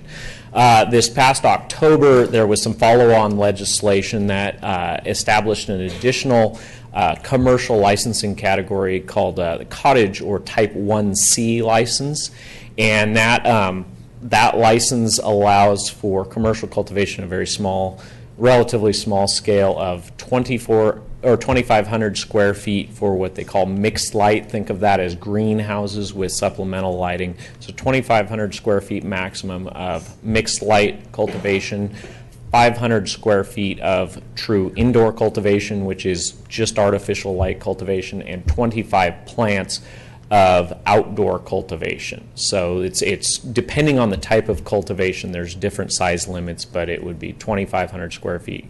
Think of it as greenhouse, 500 square feet indoors, and 25 plants of outdoor cultivation. Is the thought process behind that because they took away the collective piece of the Compassionate Care Act? Is that kind of? My understanding, just reading some of the, dialogue going on surrounding this legislation, is that MRSA allows for caregiver cultivation up to 5 patients and 500 square feet by a caregiver that's not commercial. So I think that was more intended to take care of that.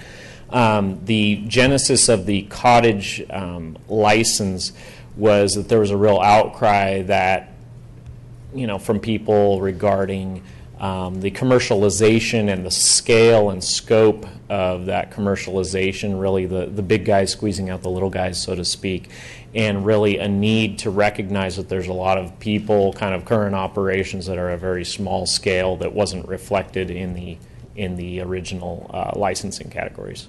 And this is just specific to medical. It's not. This is specific to medical. Yeah. Supervisor, I don't have a problem so long as we address the issues that I think Supervisor Wygant was having in R1.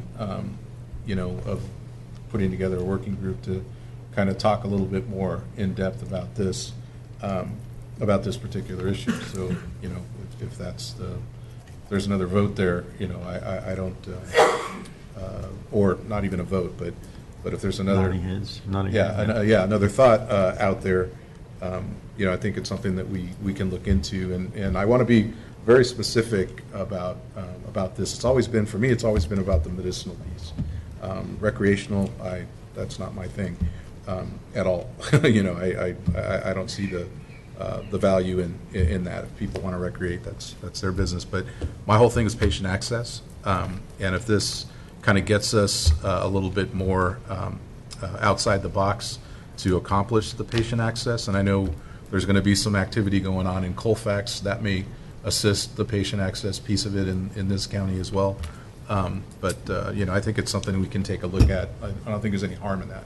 So, Yeah, and I just want to reiterate that this is not commercial. This is the cottage industry, and the interests of the cities have to be respected. That's why if we have this working group, we have to have someone that represents the interests of the cities. And Josh, I'm not done with you. Could I? I've been contacted by several growers that are doing everything within the law. And have you been in contact with them? Do you know of any growers in Placer County that have been, I don't want to put you on the spot, but that have contacted you about their concerns about how we move forward? Yeah, yes, following last December 8th board meeting, I've been in contact with quite a number of growers as this issue was previously primarily in my shop. So, yeah, I think there's a wide range of growing practices that are currently going on in the county and they follow from ones that I think everybody would be comfortable with to ones that I think nobody should be comfortable with, and so, you know, it's really hard to characterize or generalize them. You said December 8th. Did you mean November 8th? December 8th of 2015. Oh, okay. Wow. Time flies. Yes, we've been talking about this for a while. Right. Okay, I just wanted to make sure that was part of my understanding. Yeah. Thank you. And Kirk? Tim, what is current budget for our code enforcement staff for all of our code enforcement operations? So currently, for the traditional, it's right about $1 million annually, fiscally. Okay. What are the most common code enforcement things to which we have to respond?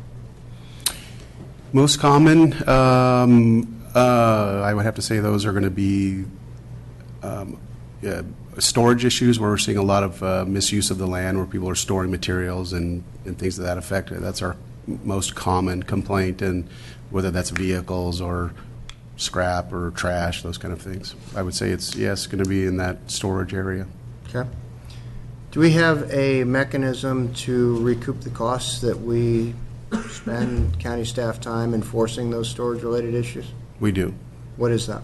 So we have a cost recovery program now that is established if we receive compliance before what we call involuntary actions take place, meaning before a citation is issued where we might have a hearing officer compel remedy, then we do not recover costs in those settings. But once we do issue a citation and we move into the involuntary compliance, then the county does go through a process of not only recovering administrative costs, and that could be officers' time, contacts, time in the field at the parcel, dealing with reporting parties, any caveat of those, down to what fines might be imposed by the hearing officer at that time. So the cost recovery mechanism actually goes back at the person who's violating the ordinance in the first place? That's correct. Okay. So we didn't come up with a financing scheme that allows us to permit storage in other parts of the county on other parcels, and maybe sell permits for storing on other parcels and use that revenue in order to cover the cost for your department for enforcing the codes that are being violated. We put it back on the person violating the codes. The intent is for us to recover the costs that the county has incurred for that particular enforcement action.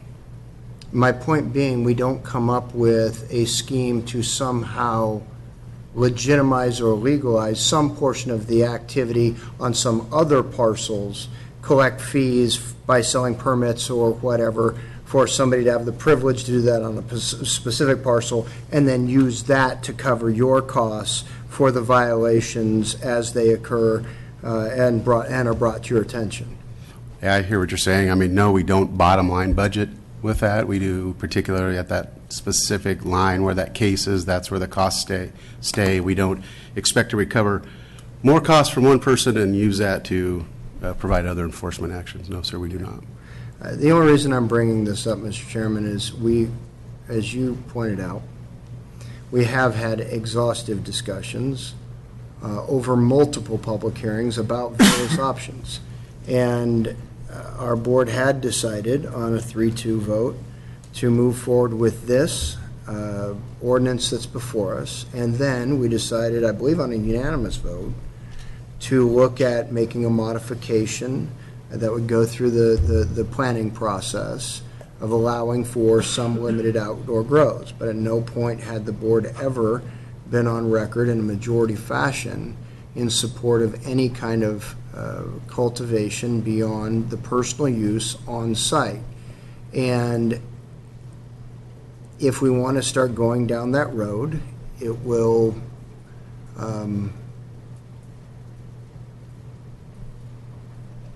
be extensive and expensive in both regards. And if Supervisor Holmes is concerned about making accommodations for those limited grows of 2,500 square feet or less and whatever associated permitting structure is in place and revenue collection is in place, that will be a very lengthy discussion, a lengthy process. I'm not saying I'm closed to having the conversation so as to explore all the issues associated with that. I would, however, like for us to keep this motion specific to what is being requested today, keep it pure to this as council has requested that we move to final reading, initiate the process that we laid out in the last board meeting to allow for the limited personal use outdoor grows, and perhaps in the context of moving that forward, we can then begin to initiate those kinds of conversations. And that was my intent, Mr. Supervisor. I don't disagree with you either, Supervisor. There was no intent in my comment, on his comment. Well, we got a lot of folks here in the room who are. And maybe I'm going to limit public comment to like 15 minutes max, and maybe that'll help. But although I don't want to cut anybody off up here, but we have had several hearings on this. My interpretation is actually that we have a 4-1 vote on the board to be where we are right now with the staff report. I didn't recall. I apologize if it was 4-1. Well, I'm a finance major, so I can count a little better maybe than you guys. So my comments would only be that I'm agreeable to Jim's suggestion that we have a dialogue for a couple of reasons. One, that I would not start with a predisposition that we would end up in any particular place or any change from what's going on here, but in fact we have that conversation. And at least one important example of that, I think we need all of our expertise at that particular table, but in the beginning of this process and right until the very end of it last time before we met, there has been miscommunication at best with our city partners, and it's important that we be on the same page as much as possible, and I think we've made a tremendous amount of progress, except for the two cities that we got, 2 letters that we got from 2 of our city partners last time that misinterpreted the staff report indicating that there had been some action to start out with some kind of commercial activity, which was completely a misinterpretation of any board action at that point in time. Perfect. So so I think we're all pretty similar place, but that dialogue, that conversation, I think, with the appropriate stakeholders and expertise is critically important as we move forward. Because in my view, said this before, we're on a very fluid platform, and we're going to see changes. Some we're probably going to like, and some we're, depending on the individual, not going to like at all. So if that's okay, before we get started, we'll constrain public comment to no more than 15 minutes. So please come forward and state your name for the record. It would be greatly appreciated if you made comments that have not been made before. I know some of you have been here for all of our hearings, but we are really wanting comment just on what has been described as a 4-1 decision by the board, essentially to deal with the staff report that currently is in front of us. Mr. Chair, before Jim. Should we give direction to, who should we give direction to? Should we give CEO's office to start this discussion, or? I'm sorry, to what? Who should we give direction to start the discussion that I suggested? Well, I think, after we hear public comment, we'll take action. Okay. And then I think it sounds like we should probably take 2 actions. And I think there's an agreement to actually have 2 specific actions once we finish that up, and then we can make sure that that's crystal clear as well. Yep. Yep. Yeah. So, I'm sorry, state your name for the record. Ladies and gentlemen, County Board of Supervisors, thank you for having us here today. I am Shelby Lucero, CEO and co-founder of Bud Tracker, which is a licensing track and trace program. We're currently applying for the state of California bid. I spoke at your last meeting. I'll speak different today because I know we're not supposed to duplicate our messages, but I wanted to just fill you in. There's been a little climate change since the last time we were here. We currently were under the MCRSA, and now we have the ALMA. So there were 17 different license types with the MCRSA, and there are now another additional 17 license types. We have 38 counties and cities have approved an ordinance for medical since we have last met. I wanted to let you know that you guys were here, and I gave you brochures. We now have a Survey Monkey online, mybudtracker.com, and we are collecting information for different cities and counties, and we have collected some information regarding Placer County. And I'd be happy to share with you later when I get a chance to present to you in person. But you guys talk so much about your cost and your recovery program, your code enforcement, $1 million, your startups, $305,000, $610,000 ongoing. I just want to give you an example of where this could go. If you had 5,000 growers, and I got this information from one of your meetings, you said one meeting you had 4,000, and the last meeting you said you had about 6,100 gardens. So smack dab in the middle, 5,000 growers, we'll just say as an example.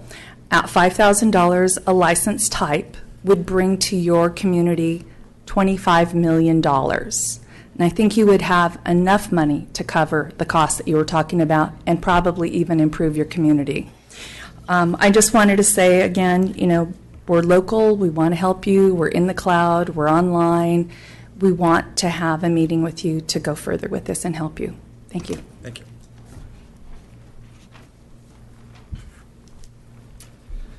Good afternoon. Jay Ritchie, medicinal cannabis cultivator, Society of Cannabis Clinicians. And what I wanted to address is just a couple concerns that I had in the abatement process. I noticed in 2 areas of the ordinance it states that it's going to be $500 per plant and then $1,000 per plant after the 72-hour mark. But then in another section it says it's $500 per plant per day. So I would just like some clarification on if we're doing it per plant per day in the abatement process for anybody out of compliance. Yeah, just if you hold, we could get that clarification for you. What, can I just go so I don't lose time, or is that? No, go ahead. Okay. It's supposed to be $500 per plant. The per day was struck. Okay, thank you. The other issue that I have would have to be with, and I appreciate you addressing the People v. Kelly decision, but it also addressed that 100 square feet is law under Proposition 215. You're kind of painting us into a corner in the outdoor perspective. That's pretty much only 2 plants for cultivating outdoors. Indoors, it's fine. You got rid of the plant count. 50 square feet can definitely substantiate a patient. Same in a greenhouse because they can do more than 1 harvest per year. But I do have an issue potentially, seeing in the future that there are patients that are going to be subjected to a limitation when our state law says that we have 100 square feet. The other issue is caretakers and caregivers. You are requiring us to live on the same premise as the person we're taking care of. If I'm taking care of my mother and I have a family, a wife, a child, and a home somewhere else, you're physically requiring me now to relocate to my mother's house. That doesn't seem very practical. Otherwise, we need to work something out in regards to that. But everything else, thank you. I'm very happy with the direction of the board. I'm happy with the actions that you're taking. You guys are working very hard, and I just want to commend you on that. I had a question, Brett. In the ordinance, there is a provision for transportation from licensee to licensee. Is that correct? That's allowed. Okay, so that may not resolve the grow issue where you're growing at your mom's place or something like that, but I think the transportation issue may help in the order. Caretakers aren't needed to be licensed. Oh, they're not? No. So, yes, you are correct. We can provide the medicine to whom we are taking care of, but in your ordinance it states we have to be basically living on the premises to cultivate. To cultivate, right. Yeah, so, and otherwise they're going to be going to a dispensary, or I can go to a dispensary for them and pick up their medicine and bring it to them. But that is not what the Compassionate Use Act intended. Thank you. Just one point of clarification. The caretaker does not have to live on the same premises as the qualified patient. So we're allowed 50 square feet on my residency to then deliver the medicine to? You can grow the medical marijuana and transport it to the qualified patient. Okay, thank you. Next speaker, please. Good afternoon, distinguished board. My name is Casey Brown. I'm the board chair for Placer County Growers Association. I want to thank you for the direction and the talk that we're having today on moving forward with the ordinance and entertaining possibly a cottage industry. I do want to touch base on one conflict. It sounds like I hear in the ordinance as far as UMA and MCRSA. If you have a group of people living in a house or a married couple, one person's medical, one person's recreational, how does this ordinance address if the recreational person's allowed to have their cannabis and the medical person's allowed to have their cannabis as well? Is there verbiage in the ordinance for that? Go ahead. The ordinance limits the cultivation at one private residence to only 50 square feet. It could be divided between medical cannabis and recreational cannabis, but it's no more than 50 square feet. And am I accurate in saying that the intent is to support medicinal and not recreational? Correct. Yeah, absolutely. I just wanted to be clear on where and why that would lie with Prop 64 and MCRSA. And I also wanted to present some paperwork from the American Legion talking about safe access for veterans. And I can present that to the board. To the clerk of the board, please. Thank you. Thank you very much, board. Thank you. Hello, board members. William Waters, lifetime resident of Placer County and taxpayer in Auburn area on 15 acres for over 40 years. I find it really interesting that the board has chosen to take away some of my property rights by allowing the private road that runs 1,200 feet down along my property line, part of it is my property, to anybody who wants to build a winery. Oh, because wine's legal. I have no say as to whether anybody drives up and down that road. I am a retired contractor. I like to make marijuana tincture. The 10-foot or the 100 square feet is much more reasonable outside. I, 2 years ago, lost my partner. I was able to keep her from having nausea during chemotherapy. So, if I was growing my marijuana and I was growing plants for her, you, taxpayer rights, right to farm advocates are turning me into a criminal. And I will be very interested to see how the law system is going to apply to people that are growing medicinally who actually live on those properties. And again, obviously with 15 acres, I have no problem meeting any of those restrictions.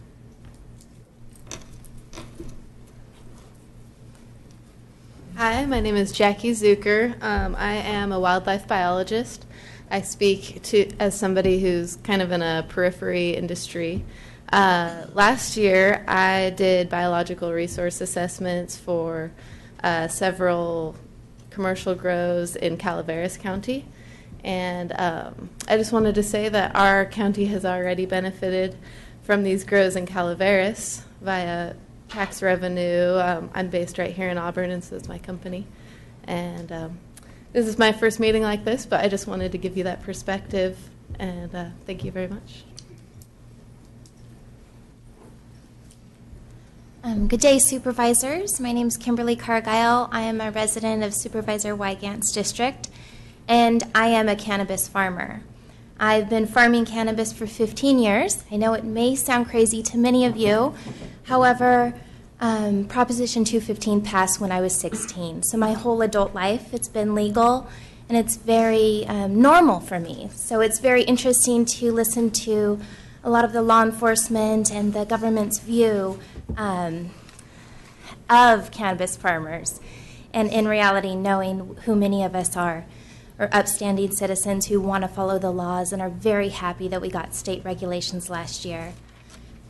The proposed ordinance is very restrictive.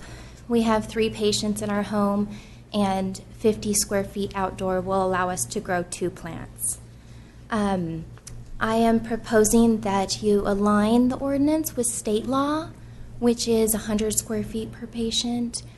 Still very restrictive and absolutely is not a commercial ordinance, but it is reasonable for personal medical use. I also propose that you do look at the working group. I feel that there are very intelligent people from all sides of this issue that I've seen at all these meetings over the last year. Been to every city meeting, every MAC meeting, every supervisor's meeting. I've been very involved in this process and have had many personal conversations with these people who sit on the opposite side of the fence as me, and have learned quite a bit from them. So I encourage a working group where people can come together and voice their concerns and find solutions. I also propose that there be some small-scale licensing fee. The California Department of Food and Ag did a survey last year of California, and in Placer County they came up with 700 responses from Placer County residents interested in applying for state licensing under the Medical Cannabis Regulation and Safety Act. If you charged each of those people $1,000 a year for an annual licensing fee, that'd be $700,000 a year, which would cover the cost of the program. We all know it's very hard to recover costs from fees, and so this would be an upfront covering the cost. Any additional fees could go back into the general fund. So that would cover law enforcement, code enforcement, administrative fees, and even some drug counseling education and outreach to children in our community. I just want to say that I am a citizen that supports our county and wants to help out in any way that I can, and I have a great deal of experience and knowledge that I'd like to bring to the table. Thank you. Rich Miller, Americans for Safe Access, also a resident here in Placer County under Jennifer Montgomery's district.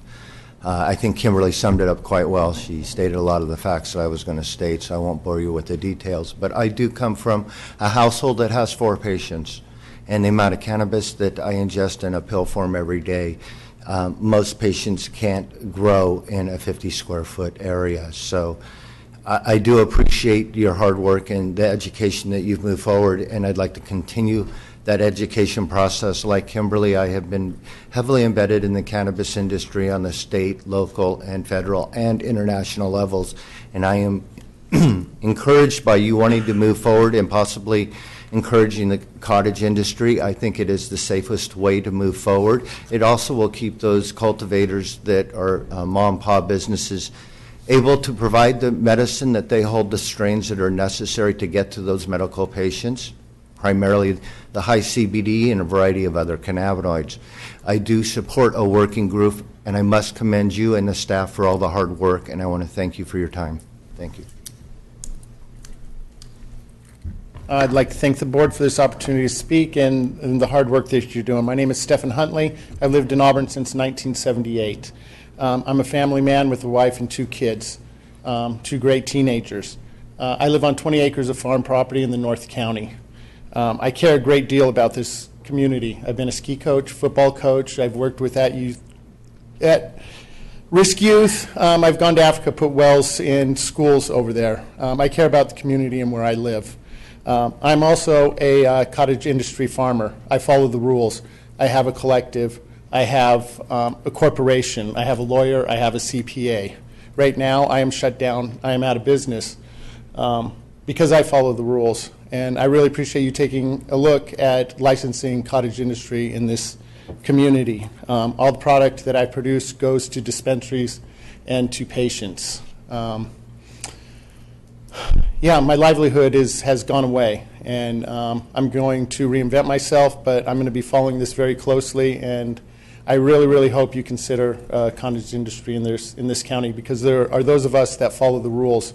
We care about the environment. We care about erosion. We do not poison animals. We do not use toxic chemicals. We farm organically. We are doing this in a good way. I'm sorry if I'm off subject, but thank you very much for considering the cottage industry and the work that you're doing. We are good people doing good work, working very, very hard. And we care about our community and our farms. So please take a good look at promoting the cottage industry in this county. Thank you.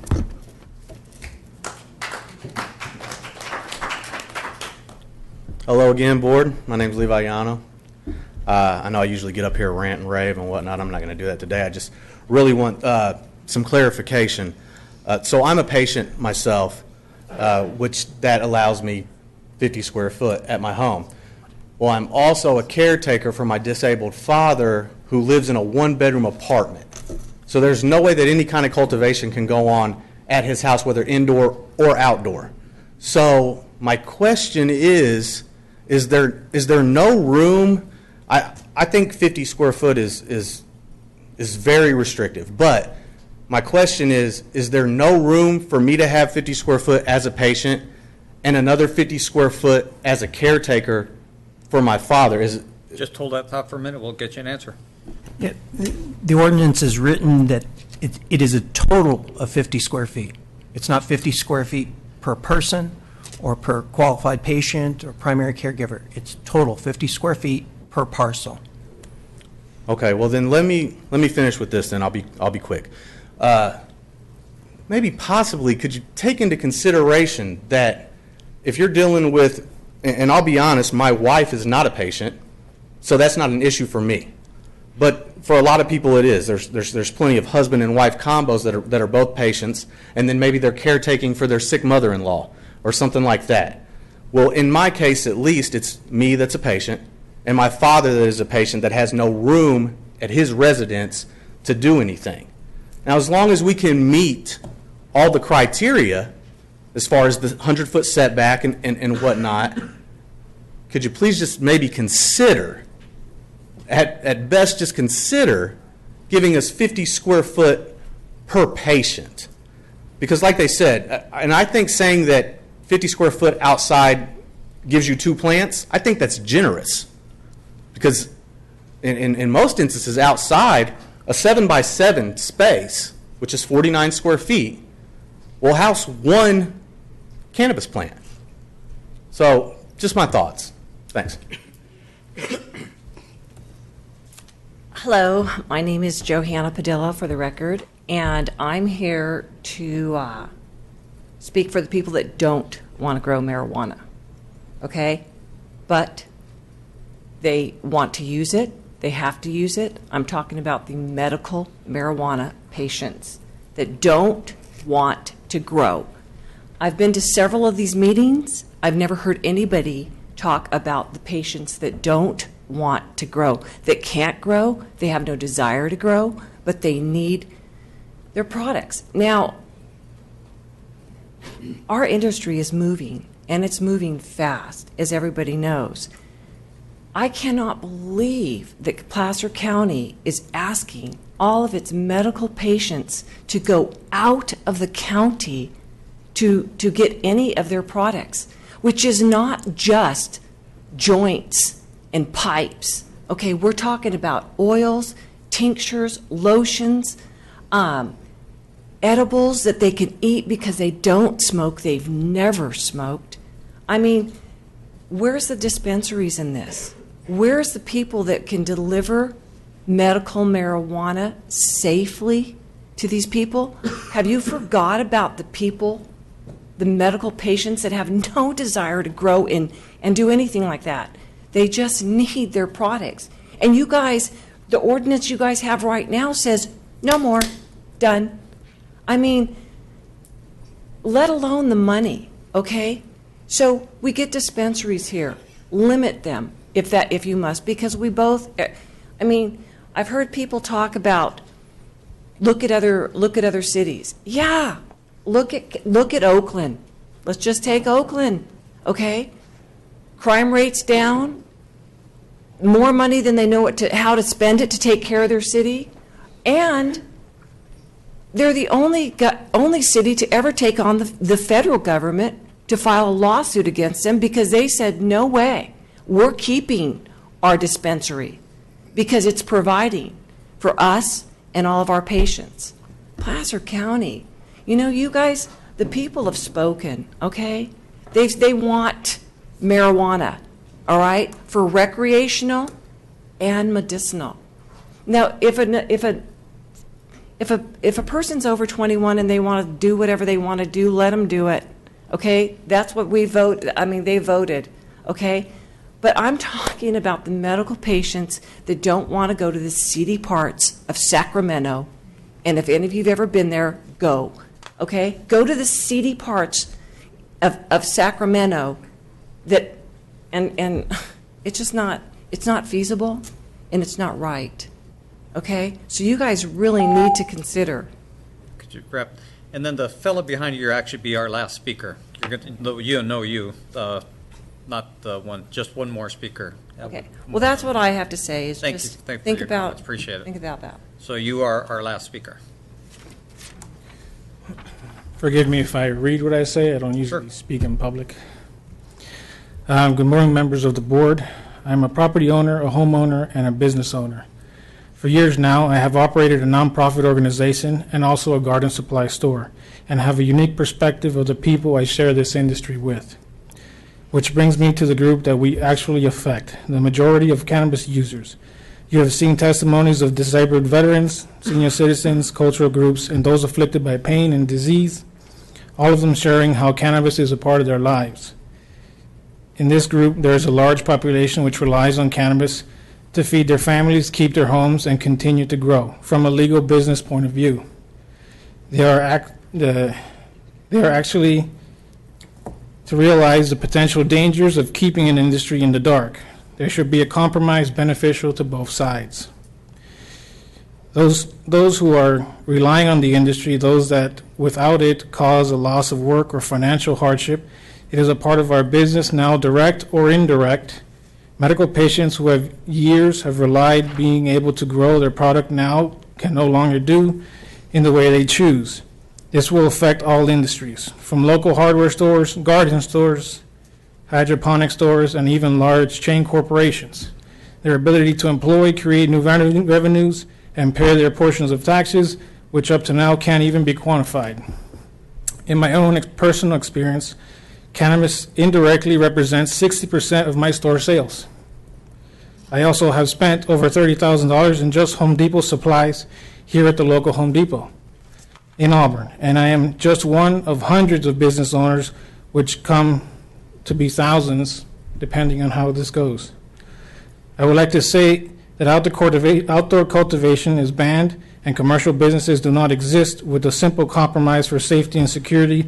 Then not only do our residents have to take product from surrounding counties who will bring outside business to Placer and not tax revenue for Placer to grow, but also to limit our residents to considerable higher costs in all aspects of business. I ask if any of those set to vote have ever seen what a greenhouse or an outdoor garden in person is, walked the garden and covered the points that are listed in this ordinance, or an indoor garden, understanding the process completely to see what it entails. Are you regulating the entire county to follow rules that you see fit for all to follow because you understand all parties and aspects involved. My hope is that I have been able to at least give you some questions, also open this discussion to everyone's needs, not just a few. Thank you for your time. Could you state your name for the record? I'm sorry. George Gatto. Thank you. Would you mind leaving your statement with us? Yeah, sure. Actually, I have two. One is business purpose and one is medicinal. Okay. You can email them to us also. Yeah. Oh. Do you have anything new to contribute, something that's not already been said? Yeah. I believe so. Yeah. I'll take only 30 seconds. Okay, great. State your name for the record, please. Named Jerome Beauchamp. Been a resident for 20-plus years.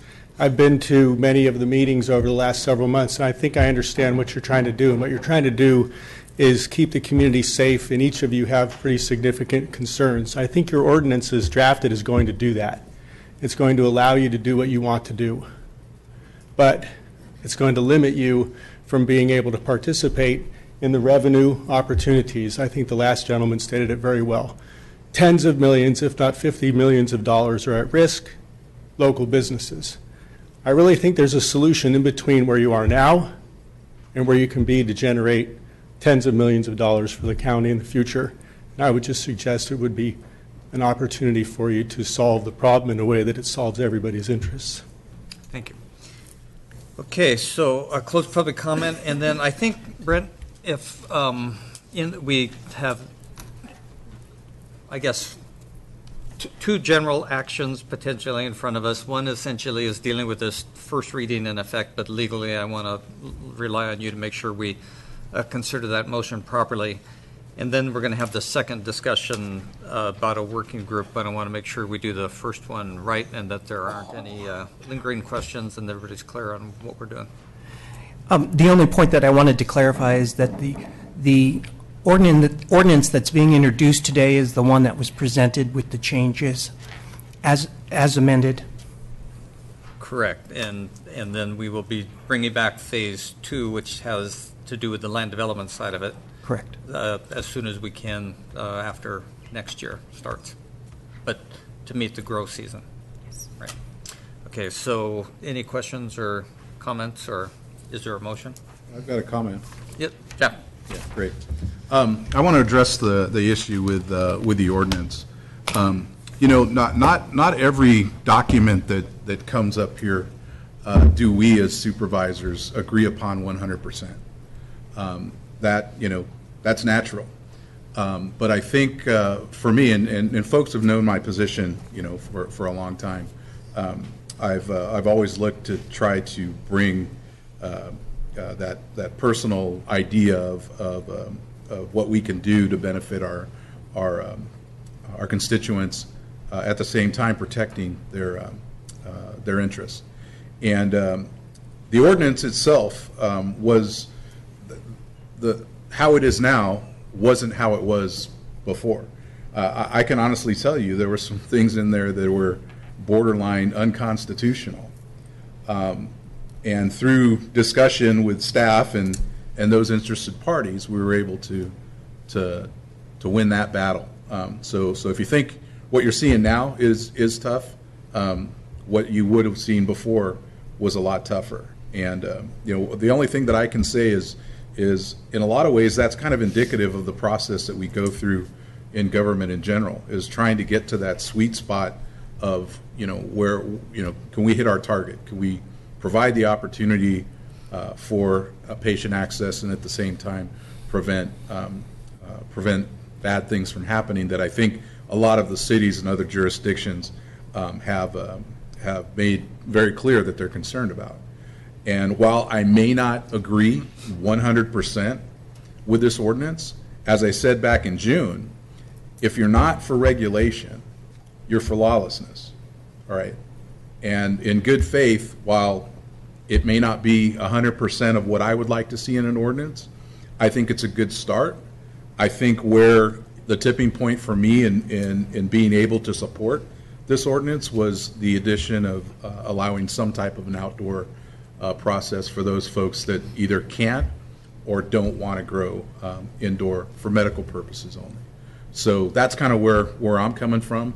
I have no problem participating or going down that road that Supervisor Holmes has talked about to try to, again, reach that sweet spot. But I didn't want any of you to leave the room thinking that the ordinance, how it is right this second, was how it was presented to us. There's a lot of arm wrestling that went into it to get to where we are right now, and a lot of work. I think I've got a couple more gray hairs because of it, but that goes with the job, and that's all I've got to say. Thanks. Okay, so is there a motion?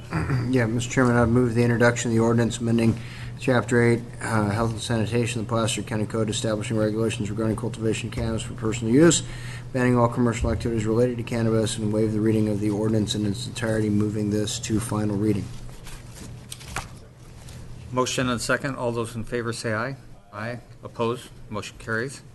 And then maybe if I could kick off the second part, make sure I heard Jim correctly. Reiterating, first of all, I'm supportive of starting a dialogue in a working group type of setting. I would want it to include our city partners for sure, for the reasons I've stated. I will make a statement, though, that personally, I